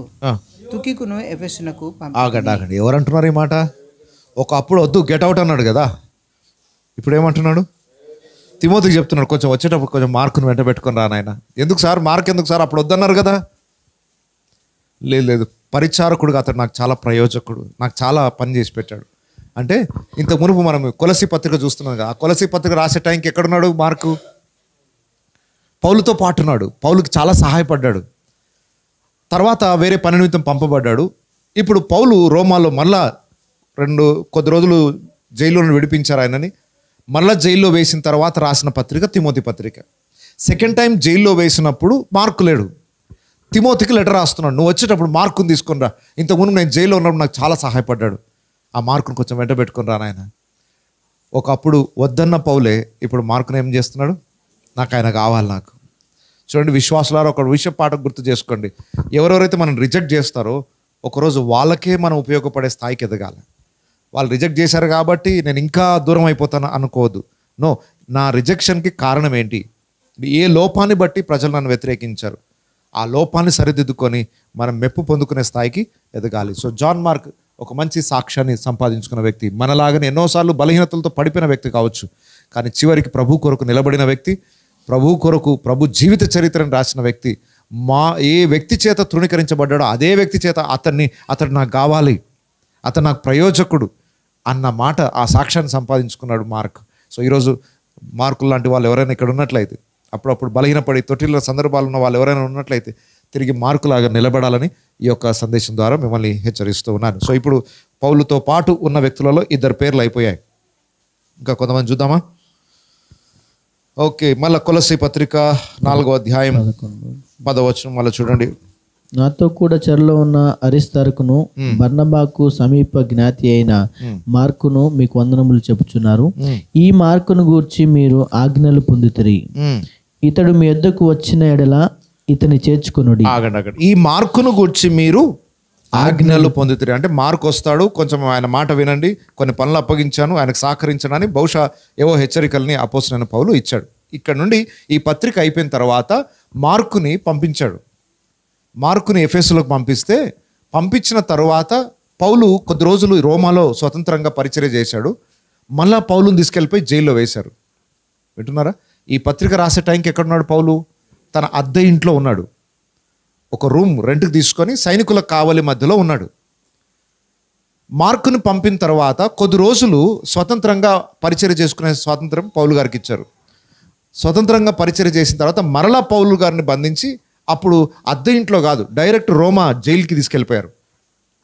ఆ జైల్లో ఉండి రాసిన లెటరే తిమోతి పత్రిక. ఆ జైల్లో ఉండి మార్కుని జ్ఞాపకం చేసుకుంటున్నాడు. అప్పుడు నా దగ్గర నుండి వెళ్ళిపోయాడు కదా, నా దగ్గర ఉన్నప్పుడు చాలా సహాయపడ్డాడు, ఇప్పుడు మళ్ళీ మార్కుని పంపండి అని అడుగుతున్నాడు. ఓకే, సో ఇక్కడ మార్కు నేను మీ దగ్గరకు పంపుతాను అంటే కొలసికి పంపబోతున్నాడు అన్నమాట. ఎఫెసీ, కొలసి ఈ పట్టణాల్లో ఉన్న సంఘాలను బలపరచడానికి మార్కుని పంపబోతున్నాడు పౌలు. ఆయన మీ దగ్గరకు వచ్చినప్పుడు చాలా జాగ్రత్తగా ఆయనకి ఇచ్చిన ఆజ్ఞలు మీరు పాటించండి, లేదా నేను ఏవేవైతే చెప్పానో దాన్ని అనుసరించండి అని వాళ్ళని హెచ్చరిస్తున్నాడు. మీరు ఆజ్ఞలు పొందితిరి. ఏ విషయంలో? మార్కును గుర్చిన ఆజ్ఞలు మీరు పొందితిరి.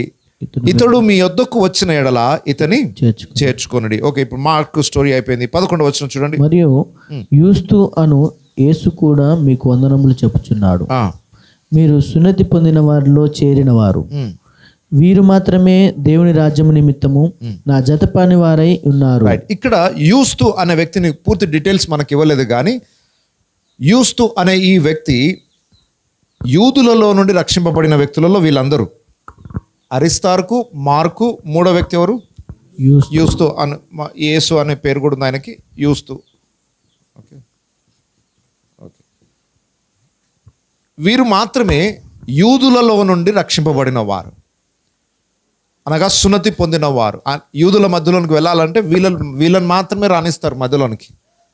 అన్ని జనుల నుండి రక్షింపబడిన వారిని యూదులు రానివ్వరు కనుక ఇతడు యూదుల నుండి వచ్చిన వాడు అన్న విషయాన్ని జ్ఞాపకం చేస్తూ ఒక మాట అంటున్నాడు.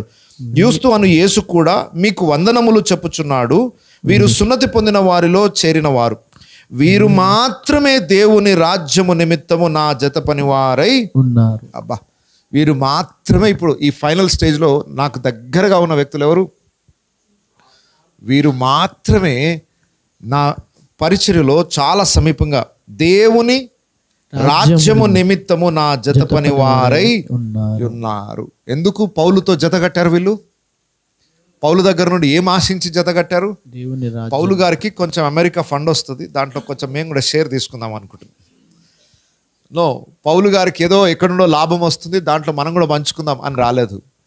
పౌలు దేవుని దర్శనం కలిగిన వ్యక్తి, దేవుని రాజ్య పనిలో ఉన్నాడు. ఆ రాజ్య పనిలో మనం జత పని వారంగా ఉందాం. ఈరోజు ఆ దర్శనంతో ఎంతమంది సేవకులను వెంబడిస్తున్నారు? ఆయనతో తిరిగితే ఒక స్టేజ్ వస్తుంది, ఆయనతో తిరిగితే ఒక పేరు వస్తుంది అనుకొని తిరగడం కాదు. ఇది దేవుని రాజ్య పరిచర్య, దీనికి మనము జత పని వారం అవుదాం అని వారు పౌలుతో కలిసి పరిచర్య చేస్తున్నవారు. వీరు మాత్రమే దేవుని రాజ్యము నిమిత్తము నా జత పని వారై ఉన్నారు. వీరి వలన నాకు ఆదరణ. వాళ్ళని చూసుకుంటున్నప్పుడల్లా పౌలు గారికి చాలా ఆనందం కలిగేదట. ఎన్ని శ్రమలున్నా పర్వాలేదు, నేను వెళ్ళిపోతున్నాను, కానీ నా వెనుక వీళ్ళు పరిచర్య చేసే వాళ్ళు ఉన్నారు, నో ప్రాబ్లం. బరువు బాధ్యతలన్నీ చూసుకునే వాళ్ళు ఉన్నారు, ఇక నాకు చింత లేదు. వాళ్ళని చూసినప్పుడల్లా ఆదరణ పొందుతుండేవాడట. మరి ఇక్కడున్న పాస్టర్స్ ఎంతమంది మీ విశ్వాసులను చూసి ఆదరణ పొందుతున్నారు? పర్వాలేదు, నేను పోయినా పర్వాలేదు, ఏసైనా నన్ను ఈ రాత్రి పిలిచినా ఈ పరిచర్యను కొనసాగించే గుంపు ఒకటి ఉంది, లేదా ఈ శ్రమలలో నాకు తోడుగా ఉండి నా విషయంలో శ్రద్ధ తీసుకునే వాళ్ళు ఉన్నారు అని వాళ్ళని చూసి ఆదరణ పొందడం. ఎన్ని సంఘాలలో ఈ యొక్క లక్షణాలు కనబడుతున్నాయి. విశ్వాసుల నుండి ఆదరణ, సేవకుడు ఆదరణ పొందడం, కొంతమంది ద్వారానే ఇది సాధ్యమవుతుంది. వీరు మాత్రమే దేవుని రాజ్యము నిమిత్తము నా జత పని వారై ఉన్నారు. వీరి వలన నేను ఆదరణ పొందుతున్నాను. అయితే ఇంకా కొంతమంది వ్యక్తుల పేర్లు 12వ వచనం చూడండి. మీలో ఒకడును క్రీస్తు యేసు దాసుడునైన ఎపఫ్రా మీకు వందనములు చెప్పుచున్నాడు. మీరు సంపూర్ణులను, ప్రతి విషయంలో దేవుని చిత్తమును గూర్చి సంపూర్ణ ఆత్మ నిశ్చయత గలవారునై నిలకడగా ఉండవలనని ఇతడెల్లప్పుడూ మీ కొరకు తన ప్రార్థనలో పోరాడుచున్నాడు. ఆగండి. మూడవ గుంపు. మొదటి గుంపు ఏంటి? పౌలు చేత పంపబడినవాడు. రెండవ గుంపు ఏంటి? పౌలుతో ఉన్నవాడు. మూడవ గుంపు ప్రార్థించేవాడు. ఇంతమంది కావాలి పరిచర్యకి. ఈయన గురించి రాయబడిన చూడండి ఆ మాట. 12వ వచనం మళ్ళా, మీలో ఒకడును క్రీస్తు యేసు దాసుడునైన. అంటే మీలో ఒకడును అంటే ఎక్కడి నుండి వచ్చిన ఆయన? ఏ పట్టణస్థుడు? కొలసి పట్టణం నుండి వచ్చిన వాడు అనమాట. మీలో ఒకడును క్రీస్తు యేసు దాసుడునైన ఎపఫ్రా మీకు వందనములు చెప్పుచున్నాడు. మీరు సంపూర్ణులను, ప్రతి విషయంలో దేవుని చిత్తమును గూర్చి సంపూర్ణ ఆత్మ నిశ్చయత గలవారునై నిలకడగా ఉండవలనని ఇతడు ఎల్లప్పుడూ మీ కొరకు తన ప్రార్థనలో పోరాడుచున్నాడు. ఈ ఎపఫ్రాకున్న స్పెషాలిటీ ఏంటట? ప్రార్థనలో ఎప్పుడు చూసిన ప్రార్థనలో పోరాడుతుంటాడట. చూడండి, అపోస్తలుడైన పౌలుతో కలిసి పరిచర్య చేస్తున్న వారిలో ప్రార్థనా వీరులు ఉన్నారు. ఫుల్ టైం ప్రేయర్ కొరకు కమిట్ చేసుకున్న వాళ్ళు ఉన్నారు. ఈ ఎపఫ్రా పక్కకు మార్కు పరిచారంలో ఉన్నాడు, పరిచర్య చేయడానికి కొంతమంది యవనస్తులు పనిచేస్తున్నారు, కానీ ప్రార్థించడానికి కూడా ఒక టీం కావాలి. చూడండి, పనులు చాలా ఉంటాయి. కొంతమంది వంట చేసే వాళ్ళు ఉంటే, కొంతమంది స్టేజ్ సెట్ చేసే వాళ్ళు ఉంటే, కొంతమంది ఊడ్చే వాళ్ళు ఉంటే, కొంతమంది ప్రార్థన చేసే వాళ్ళు కూడా ఉండాలి. లాస్ట్ మంత్ కూడా నేను చెప్పినట్టున్నాను, ప్రేయర్ పవర్ హౌస్ ఉండాలి మన చర్చ్కి. పవర్ జనరేట్ చేసే ఒక రూమ్ ఉండాలి. ఇక్కడ ఆరాధన జరుగుతుందంటే ఇది శక్తివంతంగా జరగాలంటే మన కోసం ప్రార్థించే ఒక టీం ఉండాలి. మరి సేవకులారా ఎవరైనా రెడీ చేసుకున్నారా? ఒకరిద్దరిని చేసుకోకపోతే చేసుకోండి. చాలా శక్తివంతంగా పనిచేస్తుంది. పరిచర్య కొరకు ప్రార్థించే ఒక గుంపు ఉండాలి. భారముతో మనం వెంటబడితే చేసేది కాదు. దేవా, ఈ పరిచర్య విస్తరించడానికి నీవి కార్యం చేయి అని నిత్యము దేవుని దగ్గర గోజాడే ఒక గుంపు కావాలి. ఆ గుంపులో ఎపఫ్రా ఉన్నాడు. ఏమేమి ప్రార్థన అంశాలు చేస్తున్నాడు? మీరు సంపూర్ణులను ప్రతి విషయములో దేవుని చిత్తమును గూర్చి సంపూర్ణాత్మ నిశ్చయత గలవారునై నిలకడగా ఉండవలనని ఇతడు అప్పుడప్పుడు ఇతడు ఎల్లప్పుడు మీ కొరకు ప్రార్థనలో పోరాడుచున్నాడు. ప్రేయర్లో పోరాడుతూ ఉంటాడట. దేవా, ఆ సంఘాన్ని నిలబెట్టిన ఆయన, వారు స్థిరంగా ఉండాలి, వారు నిలకడగా ఉండాలి, పూర్ణ ఆత్మతో నింపబడాలి అని ఎక్కడో ఉన్న సంఘము. ఈయన ఆ సంఘంను వదిలేసి ఎక్కడికి వచ్చాడు? ఇప్పుడు పౌలుతో పాటు ఉన్నాడు. ఎంతో దూరంలో ఉన్న తన సొంత గ్రామంలో ఉన్న సంఘం కొరకు భారంగా ప్రార్థన చేస్తున్నాడు. మీరు ఉద్యోగరీత్యా కావచ్చు, హైదరాబాద్కు వెళ్ళొచ్చు, ఎక్కడికైనా వెళ్ళొచ్చు. కానీ స్థానికంగా మీ సొంత ఊర్లో మీరు ఆధ్యాత్మికంగా పుట్టి ఎదిగిన ఆ సంఘం కొరకు ఎక్కడున్న విజ్ఞాపన అయితే చేయొచ్చు. సో ఎపఫ్రా లాంటి ప్రార్థనా వీరులు కూడా సేవకులకు అవసరం. సేమ్ సేవకుల హృదయాల్లో ఉన్న అదే భారాన్ని పంచుకున్న వ్యక్తి అయితేనే ప్రార్థిస్తాడు. ఇప్పుడు పౌలు గారికి కొలసి సంఘం మీద భారంతో ఈ ఉత్తరం రాస్తున్నాడు. అదే భారం ఎవరికి ఉంది? పౌలుకి ఇచ్చిన తలాంతును బట్టి ఉత్తరం చేత వారిని ధైర్యపరుస్తున్నాడు. ఎపఫ్రాకు ఇవ్వబడిన తలాంతును బట్టి అదే సంఘం కొరకు ఏం చేస్తున్నాడు ఈయన? రైట్, మీరు గమనిస్తున్నారా ఎంతమంది ఒక సంఘం కొరకు పరిచర్య చేస్తున్నారో? పౌలు చేత పంపబడిన వాళ్ళు వచ్చి ఏం చేస్తారు? పౌలును గురించిన సమాచారం అంతా తెలియజేసి వారిని ఆదరిస్తారు. ఒకరు ఆదరించేవారు. పౌలు తన వాక్యం చేత వారిని విశ్వాసంలో ధైర్యపరుస్తున్నాడు. ఇంకొక వ్యక్తి వారి కొరకు ప్రార్థన చేస్తున్నాడు. ఒక్క సంఘం గురించి ఎంతమంది ప్రయాసపడుతున్నారో చూడండి. ఈరోజు మన సంఘాల్లో ఒక పని చేసే వాళ్ళ సంఖ్య చాలా అల్పంగా కనబడుతుంది. కొంచెం ఒక్కరు ఇద్దరే. ఇక మిగతా వాళ్ళకి సంఘం విషయంలో భారం ఉండదు, ఆ పట్టింపు ఉండదు. అందుకొరకే సంఘాలలో మనం క్షేమాభివృద్ధిని చూడలేకపోతున్నాం. సో ఎపఫ్రా నుండి ఒక మంచి ప్రార్థన టీంని మన సంఘానికి రెడీ చేసుకోవడం మంచిది. నెక్స్ట్, ఇతడు మీ కొరకును లవోదికయ వారి కొరకును హియోరాపొలి వారి కొరకును బహు ప్రయాస పడుచున్నాడని ఇతన్ని గూర్చి సాక్ష్యం ఇచ్చుచున్నాను. ఈయనకు కొన్ని లక్షణాలు. ఎపఫ్రా దేని కొరకు కష్టపడుతున్నాడట? ఇతడు మీ కొరకును లవోదికయ వారి కొరకును హియోరాపొలి వారి కొరకును బహు ప్రయాస పడుచున్నాడని ఇతన్ని గూర్చి సాక్ష్యం ఇచ్చుచున్నాను. ఈయన ఉట్టి ప్రార్థనే కాదయ్యా, మీకోసం చాలా ప్రయాసపడుతున్నాడు ఆయన. ఈ 3 పట్టణాల్లో ఉన్న సేవ అద్భుతంగా జరగాలని, కొలసి, హియరాపోలి, లవోదికయ, ఈ 3 దగ్గర పట్టణాలు, సిటీస్, ఈ 3 పట్టణాలలో అద్భుతమైన సేవ జరగాలని మీకోసం ఆయన చాలా ప్రయాసపడుతున్నాడు. అబ్బా, మన సంఘాల్లో ఎవరైనా ఒకరి గురించి మనం ఈ సాక్ష్యం ఇవ్వగలమా? ఈ యవనస్తుడు సార్ మా ఊర్లో 3 సంఘాల కొరకు చాలా ప్రయాసపడతాడు. ఎంతమంది ఆ సాక్ష్యాన్ని పొందుకోగలరు విశ్వాసులలో? ఈయనేం పెద్ద ప్రవక్త కాదు, అపోస్తులు లాంటి గొప్ప స్థాయి ఏం లేదు. ఒక పరిచారకుడుగా వచ్చాడు కానీ ప్రార్థనా వీరుడయ్యాడు. 3 సంఘాల భారం కలిగి వారి కోసం పోరాడుతున్నాడు, ప్రయాసపడుతున్నాడు. ఈరోజు విశ్వాసులలో ఆ భారం ఉంటే సంఘాలు ఎంతో ఉన్నతమైన స్థాయికి ఎదుగుతాయి. నెక్స్ట్, లూకా అను ప్రియుడైన వైద్యుడును దేమాయు మీకు వందనములు చెప్పుచున్నాడు. ఇంకొక వ్యక్తి పరిచయం అవుతున్నాడు. ఎవరైనా? లూకా. ఇక లూకా గురించి మనకు బాగా సుపరిచితమే కదా. అన్య కుటుంబంలో నుండి రక్షింపబడిన వాడు. ఇతడు యూదుడు కాదు. ఈ లూకా అన్య కుటుంబంలో నుండి ప్రభువుని తెలుసుకున్నవాడై త్రోయ అనే పట్టణములో పౌలుకు పరిచయం అయ్యాడు. పౌలు యొక్క 2వ సువార్త యాత్రలో ఎక్కడ? త్రోయ అనే పట్టణంలో పౌలు గారికి పరిచయం అయ్యి అక్కడ నుండి పౌలుతో కలిసి పరిచర్య చేయడం మొదలుపెట్టాడు. పౌలు యొక్క 2వ యాత్రలో, 3వ యాత్రలో, పౌలు రోమా యాత్రలో లూకా చాలా సమీపంగా పౌలుతో పాటు ఉన్నాడు. గొప్ప సేవకుడు అయ్యాడు, గొప్ప చరిత్రకారుడు. వృత్తిరీత్యా అతడు ఒక వైద్యుడు అయినప్పటికీ సేవా పరిచర్యలో అత్యధికంగా తన జీవితాన్ని గడిపిన వ్యక్తి. ఇంతకు మునుపు ఓడ బద్దలైపోయే సన్నివేశం ఉందా? ఆ సన్నివేశంలో కూడా పౌలుతో సహా శ్రమను అనుభవించిన వ్యక్తి లూకా. సో పౌలు కొరకు చివరి వరకు నమ్మకంగా జీవించిన వ్యక్తి లూకా. ఇంకా చెప్పాలంటే పౌలు చరిత్ర అంతా చదివేసి పౌలుని ఈరోజు మనకు పరిచయం చేసిన వ్యక్తి కూడా లూకా. అపోస్తల కార్యం రాసింది ఎవరు? ఒకవేళ లూకా రాయలేదు అనుకోండి, హూ ఇస్ పాల్? అసలు పౌలు ఎవరు తెలియదు. ఉట్టి రోమా పత్రిక నుండి స్టార్ట్ అయింది అనుకోండి, తెలియదు. అసలు ఈ పత్రిక అపోస్తలు అయిన పౌలు రాసిన రోమా పత్రిక అంటే ఎవరు సార్ ఈ పౌలు ఎవరు? ఆయన చేసిన సేవ ఏంటి? అపోస్తల కార్యం లేకపోతే పౌలు ఎవరో పరిచయం కాదు మనకు. పౌలు హృదయం ఏంటో మనకు అర్థమయ్యేది కాదు. పౌలు సేవ ఎంత అద్భుతమైనదో మనకు తెలిసేది కాదు. సో పౌలును మన కళ్ళకు అద్దినట్టుగా ఆయన జీవిత చరిత్రని మనకు తెలియజేసిన వ్యక్తి ఎవరు? లూకా. పౌలుతో కలిసి జీవించడం ద్వారా ఆ అనుభవాలన్నీ ఒక పాఠాలుగా, లేఖనాలుగా మార్చబడే గొప్ప భాగ్యం దేవుడు లూకాకి ఆ బాధ్యతనిచ్చాడు. లూకా సువార్త రాసింది ఆయన్నే, అపోస్తల కార్యములు రాసింది ఆయనే. ఇవి చరిత్రకారుడుగా అన్నిటినీ పరీక్షించి ఎక్కడ రిపోర్ట్లో, ఎక్కడ చరిత్రలో లోపము లేకుండా పర్ఫెక్ట్గా రాశాడట లూకా. అందుకొరకే థెయోఫిలా అనే ఒక వ్యక్తికి ఈ మాటలు రాస్తున్నాడు. లూకా సువార్త, అపోస్తల కార్యం ఎవరిని ఉద్దేశించి రాస్తున్నాడు? థెయోఫిలా అనే రోమా అధికారికి ఈ ఉత్తరాన్ని రాస్తున్నాడు. థెయోఫిలా అంటే ఒక రోమా అధికారి, ఘనత వహించిన ఓ థెయోఫిలా అని అంటాడు. మొన్న ఒక ప్రాంతానికి వెళ్ళాను, ఒక చావు కార్యక్రమం అంతా అయిపోయింది. చివరి ప్రార్థన అక్కడున్న లోకల్ పాస్టర్ గారు ప్రార్థన చేస్తున్నారు. మహాగణుడు అయిన మా ప్రియ పరలోకపు తండ్రి, ఓ థెయోఫిలా అని దేవునికి ప్రార్థన చేస్తున్నాడు. ఓకే, పరలోకమందున మా తండ్రి, మహాఘనత వహించిన దేవా, మహాఘనత వహించిన ఓ థెయోఫిలా అని దేవునికి ఇవ్వబడిన ఒక టైటిల్ లాగా దాన్ని ప్రార్థన చేస్తా ఉన్నాడు.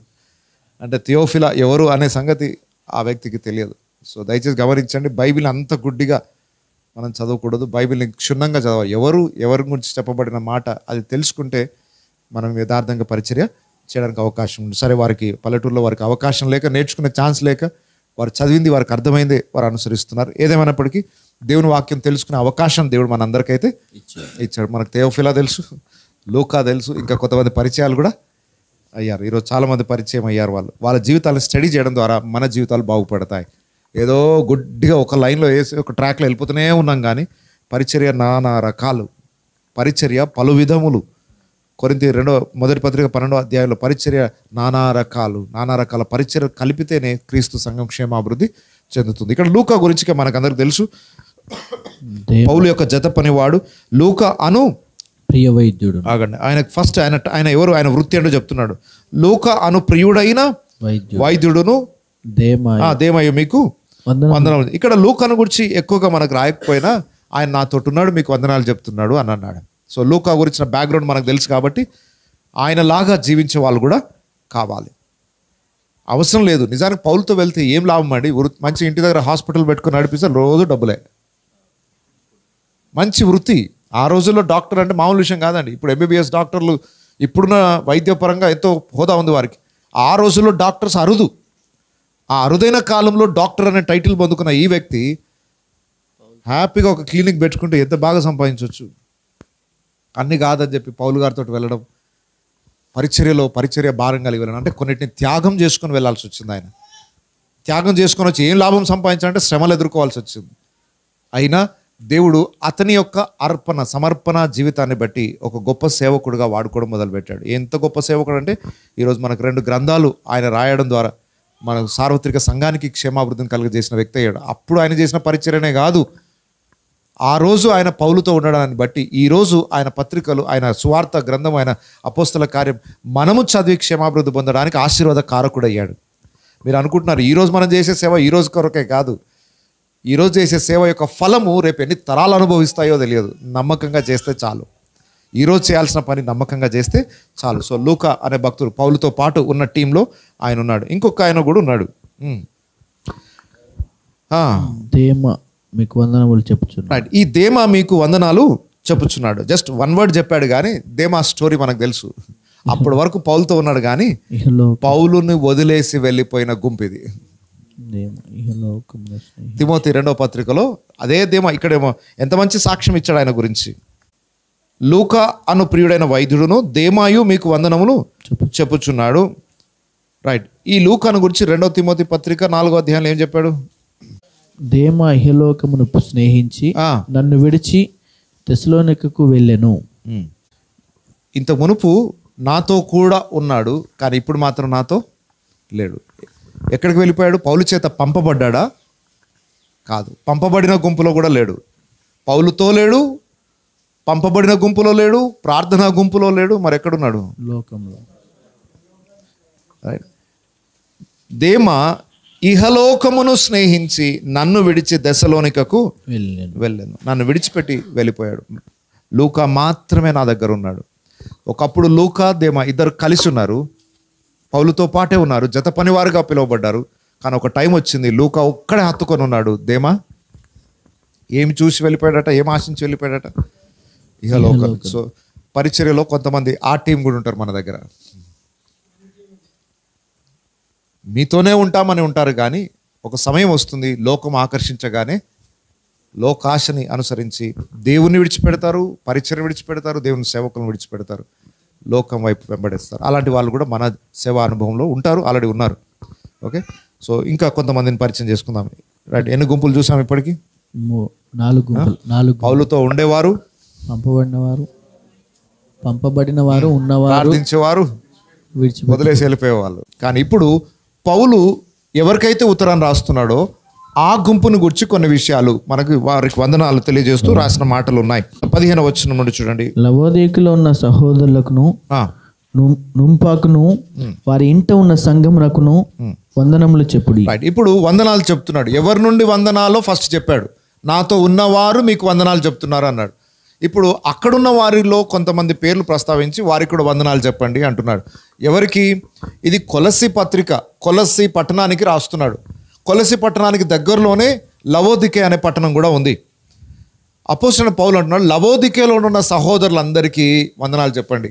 అలాగే నుంఫా అనే ఒక వ్యక్తి ఉన్నాడు. ఎవరైనా ఆయన గురించి వివరాలు మనకు తెలియదు, కానీ వాళ్ళ ఇంట్లో మాత్రం ఆరాధన జరుగుతుంది. బాగా గుర్తుపెట్టుకోండి, ఫస్ట్ సెంచరీలో మందిరాలు లేవు. మొదటి శతాబ్దంలో చర్చస్ అనేవి లేవు. యూదుల సమాజ మందిరంలోనికే వెళ్ళేవాళ్ళు, వాళ్ళకు సువార్త చెప్పి రక్షణలోకి నడిపించేవాళ్ళు.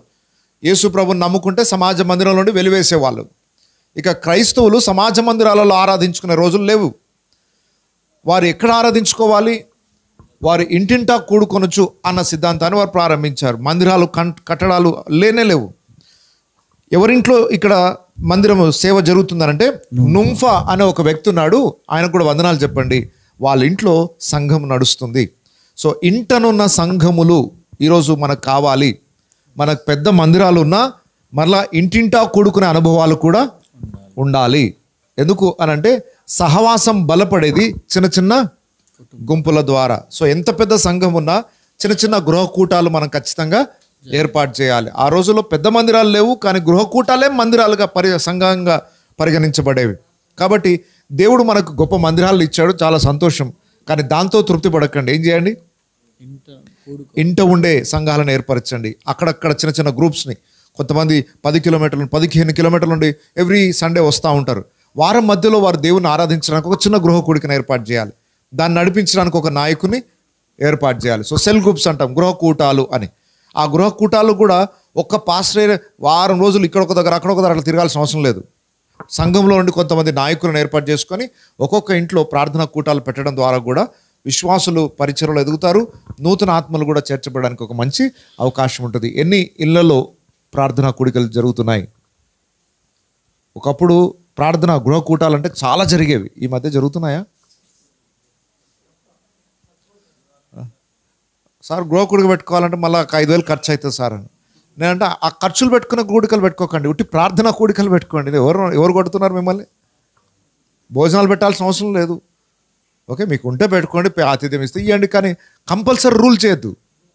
ఓకే, కంపల్సరీ రూల్ చేయకూడదు. ప్రార్థన కూడికకు ఎవరు భారంగా ఉండాల్సిన అవసరం లేదు, కానీ కలిసి దేవుని స్తుతించి ఆరాధించడానికి, మంచి సహవాసం బలపడడానికి గృహ కూటాలు అవసరం. అయితే అమ్మ చాలా సంతోషం, నడవాలి. అయితే రాబో రోజుల్లో అవకాశాలు ఉండవు.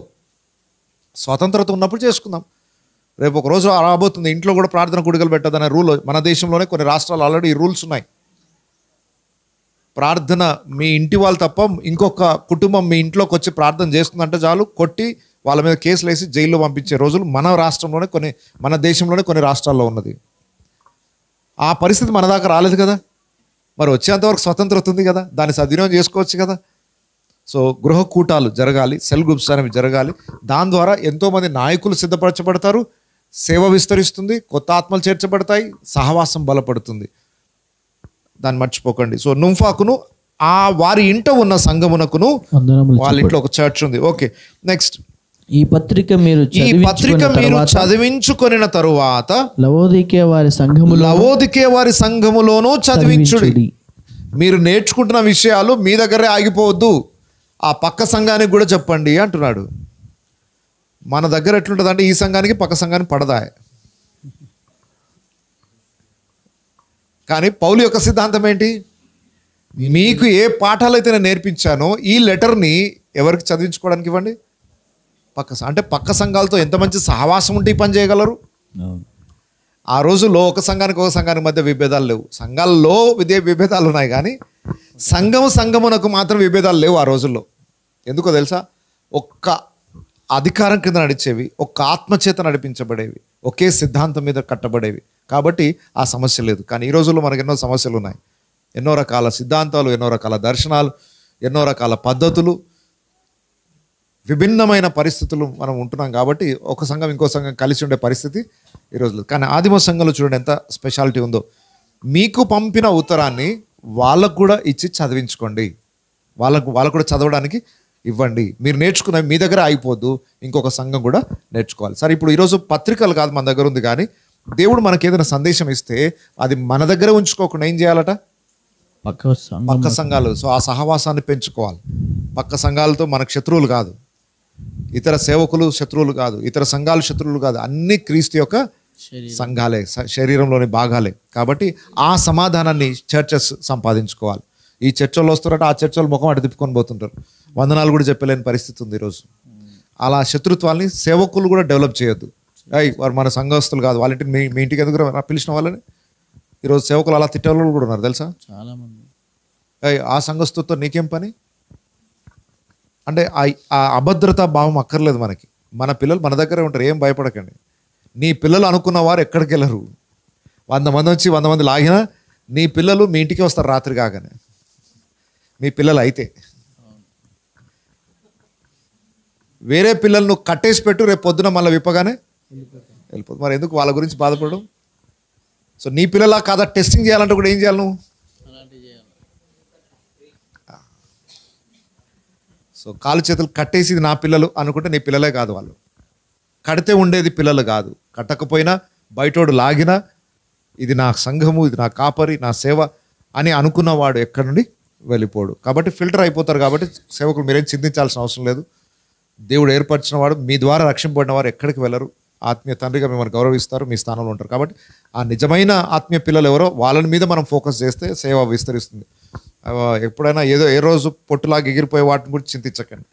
నెక్స్ట్ ఇక్కడ మనం గమనించాల్సింది ఏంటంటే, మీకు ఇచ్చిన పత్రికను లవోదికే వాళ్ళకి ఇచ్చి చదివించుకోమనండి. అయితే లవోదికేయకు రాసి పంపిన పత్రికను మీరును చదువుకున్నారు. మీరు వాళ్ళకే చెప్పడం కాదు, వాళ్ళ దగ్గర కూడా ఏం చేయాలి? మీరు నేర్చుకోవాలి. అయితే లవోదికేయకు కూడా పత్రిక రాశాడు పౌలు, కానీ ఆ పత్రిక బైబిల్లో లేదు, పొందుపరచబడలేదు. ఆ పత్రిక మిస్ అయిపోయిందో లేదా దేవుడు అవసరం లేదు అనుకున్నాడు మనకు తెలియదు, కానీ ఆ పత్రిక మాత్రం ప్రస్తుతం అందుబాటులో లేదు. కానీ ఇక్కడ ఒక పాఠాన్ని మాత్రం నేర్చుకోవచ్చు.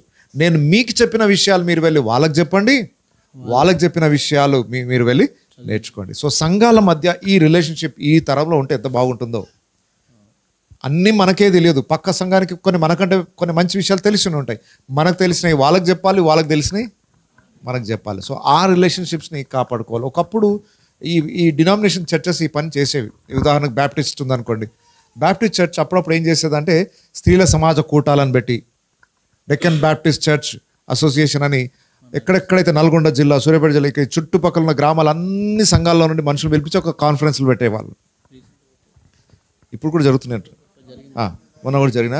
సో ఆ రోజుల్లో అయితే అది చాలా ఉద్యోగంగా జరిగింది. మరి ఇప్పుడు ఎట్లా జరుగుతుందో నాకు తెలియదు, కానీ ఇలా అన్ని సంఘాల్లో ఉన్న విశ్వాసులను వాళ్ళు పిలిచి సహవాసాన్ని పెంచేవాళ్ళు. అప్పుడప్పుడు ఇయర్లీ వన్స్ కాన్ఫరెన్స్ పెట్టేవాళ్ళు. కుటుంబ సదస్సులు కానీ లేదా పాస్టర్స్ అందరినీ గ్యాదర్ చేసి మీటింగ్స్ పెట్టేవాళ్ళు. ఆ మిషనరీస్ యొక్క మైండ్ సెట్ చాలా ఉన్నతమైనదని. వాళ్ళు సంఘాలన్నింటినీ ఏకం చేసి పరిచయం చేయాలనుకున్నారు, కానీ ఇప్పుడు పరిస్థితులన్నీ తారుమారు అయిపోయినాయి. ఏ కాన్సెప్ట్తో అది స్టార్ట్ చేశారో అది మిస్ అయిపోయింది. వేరే వాటి కోసం ప్రాకులాడుతున్నారు, కానీ మంచి ఉద్దేశంతో ఆనాటి మిషనరీస్ ప్రయాసపడ్డారు. సంఘములన్నీ కూడా కలిసి ఒకరి నుండి ఒకరు పాఠాలు నేర్చుకోవాలి. చర్చ్ అనేది ఇండివిజువల్గా ఎవరికి వారిది సామ్రాజ్యం కాదు, ఇదంతా దేవుని సామ్రాజ్యం.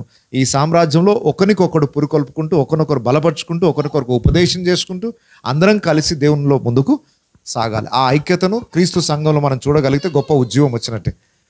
ఆ రోజు పౌలు వారికి ఇచ్చిన హెచ్చరికను చూడండి. అయితే వారికి రాసిన పత్రిక మీరు కూడా చదివించుకోండి.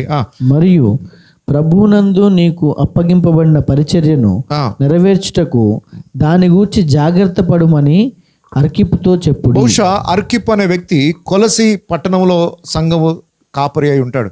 దేవుడు నీకు ఆ పరిచర్య అప్పగించాడు కాబట్టి నువ్వేం చేయాలి? దేవుడు నీకు అప్పగించిన పరిచర్య. ఎవరు అప్పగించారు ఆ పరిచర్య? దేవుడు అప్పగించిన పరిచర్యను నెరవేర్చుటకు దాని గురించి జాగ్రత్త పడుమని అర్కిప్పుతో చెప్పుడు. సేవకులారా, ఈ సూటిగా అపోస్తలుడైన పౌలు ద్వారా దేవుడు మనకిస్తున్న ఆజ్ఞగా తీసుకుందామా? పౌలు గారు మనకే చెప్తున్నట్టుగా తీసుకుందాం. ఏమని? ప్రభువు నీకు అప్పగించిన పరిచర్య, ప్రభు చేత లేదా ప్రభు నీకు అప్పగింపబడిన పరిచర్యను నెరవేర్చుటకు దాని గురించి జాగ్రత్త పడుమని అపోస్తలుడైన పౌలు మీ పేరు రాసుకోండి అక్కడ. ఎవరు అప్పగించారు ఈ సేవ? దేవుడు అప్పగించాడు కాబట్టి ఎలా చేయాలి? జాగ్రత్తగా చేయండి. సో ప్రభు అప్పగించిన పరిచర్యను దృష్టిలో పెట్టుకొని నమ్మకంగా చేసి జాగ్రత్తగా చేసి ప్రభు మెప్పుని పొందుకుందాం. సో ఇక్కడ అర్కిప్ అనే ఒక వ్యక్తి పేరు కూడా మనకు కనబడుతుంది. సో ఇంతమంది పేర్లు కనబడ్డాయి. వీళ్ళందరూ ఎవరు? పౌలు ఎవరికైతే ఉత్తరాన్ని రాస్తున్నాడో అక్కడున్న వారిని గురించిన ప్రస్తావన. లాస్ట్కి అతను వందన వచనాలు ఉన్నాయి. 18 వచనం చూడండి. పౌలను నేను స్వహస్తముతో నా వందనములు రాయుచున్నాను, నా బంధకములను జ్ఞాపకము చేసుకొనుడి, కృప మీకు తోడయుండునుగా. చాలా కన్క్లూజన్ మాట ఏంటంటే నా స్వహస్తములతో దీన్ని రాస్తున్నాను. ఎందుకు స్పెషల్గా రాయాల్సి వచ్చిందంటే అపోస్తలుడైన పౌలు కొన్ని పత్రికలు అసిస్టెంట్తో రాయించేవాడు. నేను చెప్తుంటే ఆయన రాయడం. రోమా పత్రిక ఉంది, ఎవరు రాశారు? రైటర్ వేరు. ఒకసారి చూడండి, రోమా పత్రిక 16వ అధ్యాయం, రోమా 16:22. ఈ పత్రిక రాసిన తెర్తియు అను నేను. అంటే ఈ పత్రిక రాసింది ఎవరు? అదేంటి, పౌలు రాయలేదా ఈ పత్రిక? అపోస్తలుడైన పౌలు రోమాకు రాసిన పత్రిక అని చదువుకుంటున్నాం. మరి ఈ పత్రిక పౌలు రాశాడా, తెర్తియు రాశాడా? పౌలు చేత రాయించబడిన తెర్తియు. సింపుల్. పౌలు చెప్తూ ఉంటే అసిస్టెంట్గా రైటర్ లాగుండి రాశాడు. ఆ రైటర్గా రాస్తున్న వ్యక్తికి కూడా పౌలు ఒక స్వతంత్రత ఇచ్చాడు. ఏంటంటే నీ గ్రీటింగ్స్ కూడా చెప్పుకో. నువ్వు రోమాకు రాస్తున్నావు కదా, నీ వైపు నుండి కూడా వందనాలు చెప్పుకో వాళ్ళకి. నువ్వు పర్సనల్గా డైరెక్ట్ చెప్పుకుంటున్నట్టు చెప్పుకో అంటే అప్పుడు ఆ రైటర్ ఆయన సొంత మాటలు రాయడానికి కూడా పర్మిషన్ ఇవ్వబడింది. అయితే ఇలా కొన్ని పత్రికలు రాస్తే కొలసి పత్రిక మాత్రం ఎలా రాశారట పౌలు? స్వహస్తాలు. నాకు ఇప్పుడు ఎవరో రైటర్ రాయలేదు, స్వహస్తంగా. ఎందుకంటే ప్రస్తుతం జైల్లో ఉన్నాడు. అక్కడుండి వెంటనే తన పెన్న పెట్టేసి ఆ పత్రిక రాస్తారు. నా స్వహస్తములతో రాస్తాను, నా బంధకాలను జ్ఞాపకం చేసుకోండి అంటే వాళ్ళ దగ్గర ఏమైనా ఆశిస్తున్నాడని, కొంచెం జ్ఞాపకం చేసుకోండి సార్ మమ్మల్ని అంటారు కొంతమంది. అంటే ఏం జ్ఞాపకం చేసుకోవాలని? నా బాధను చూసుకొని ఏమైనా పంపండి సార్ అంటున్నాడా పౌలు? నో, నా కొరకు ప్రార్థించండి. పౌలు విశ్వాసులను ఎక్స్పెక్ట్ చేసింది ఎప్పుడు ప్రార్థనే, ఇంకా వేరే ఏం ఆశించలేదు ఆయన. నా బంధకాలను జ్ఞాపకం చేసుకోండి అంటే నా కొరకు ప్రార్థించండి. ఎందుకు ప్రార్థన చేయాలి, ఏమని ప్రార్థన చేయాలి అని అంటే మనకి ఇంకో పత్రికలు రాయబడింది, ఈ సువార్త వ్యాపించున్నట్లుగా ప్రార్థించండి. నా బంధకాల నుండి దేవుడు త్వరగా విడుదల ఇచ్చి నేను ఇంకా సేవ చేయడానికి నా కొరకు ప్రార్థన చేయండి అన్నాడే కానీ నాకు డబ్బులు పంపండి, నాకు ఈ సేవ చేయండి, నాకు ఇప్పుడు ఇబ్బంది ఉంది, నాకు కొద్ది ఉంది, అవి తీర్చండి, ఇది తీర్చండి, ఏది కూడా పౌలు కోరుకోలేదు. నా కోసం ప్రార్థించండి, దేవుని కృప మీకు తోడయుండును గాక. సో ఈ లాస్ట్ పారాగ్రాఫ్ నుండి ఈరోజు ఏం నేర్చుకున్నాం మనం? పౌలు గారికి ప్రజలతో ఉన్న తన రిలేషన్షిప్ ఎలాంటిది, ఎవరెవరు తనకు ఎలా ఉపయోగపడ్డారు, ఎవరికి ఈ ఉత్తరాన్ని రాస్తున్నాడు, వాళ్ళకి ఇచ్చిన హెచ్చరికలు ఒక్కసారి జ్ఞాపకం చేసుకొని ఇంకొక టాపిక్లోకి వెళ్ళిపోదాం. సో ఫస్ట్ చెప్తారా ఈరోజు మనం నేర్చుకున్నది ఏంటి? పౌలు చేత పంపబడిన. ఎవరెవరు పంపబడ్డారు? తుకికు, ఒనేసిము వారు పంపబడిన వారు. వాళ్ళ లక్షణాలు కూడా తెలుసుకుందాం. నెక్స్ట్ పౌలుతో ఉండడానికి ఇష్టపడిన వారు ఎవరెవరు? అరిస్తార్కు, మార్కు, యూస్తు, దేమా, సారీ యూస్తు. నెక్స్ట్ ఇంకొక వ్యక్తి ఉన్నాడు కానీ, ప్రస్తుతం ఉన్నాడు కానీ తర్వాత లోకంలో వెళ్ళిపోయాడు. సో పౌలుతో ఉన్నవారు కొందరైతే పౌలును వదిలేసి వెళ్ళిపోయిన వారు. లాస్ట్కి ఎవరికి? పౌలు దగ్గరుండి ప్రార్థన చేసే గుంపు కూడా ఉన్నది.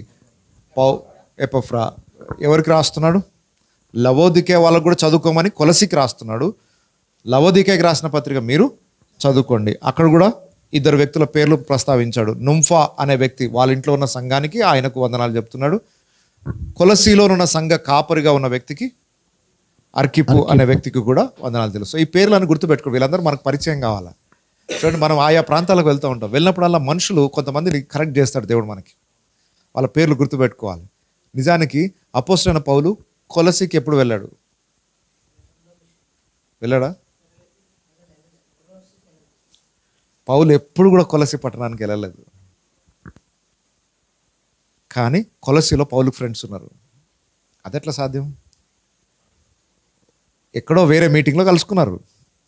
ఆ కలుసుకున్న ఆ అనుభవాన్ని బట్టి, వీళ్ళ గురించి ఆయన విన్న సమాచారాన్ని బట్టి ఎంత బాగా గుర్తుపెట్టుకొని వాళ్ళ పేర్లు మెన్షన్ చేసి రాస్తున్నాడు చూడండి. సో సేవకులారా, దేవుడు కొంతమందిని మనకు కనెక్ట్ చేస్తాడు, వాళ్ళని కాపాడుకోవాలి. దేవుడిచ్చిన ఆ కనెక్షన్స్ మన సేవ అభివృద్ధి చెందడానికి ఉపయోగపడతాయి. నేను ఒక్కడే మోనార్కన్ అన్నట్టు సేవ చేస్తే మాత్రం మీరు సేవ చేయలేరు. రాజ్యాన్ని కడతారు, కూలిపోయే రాజ్యం అది, దేవుని రాజ్యం అయితే కాదు.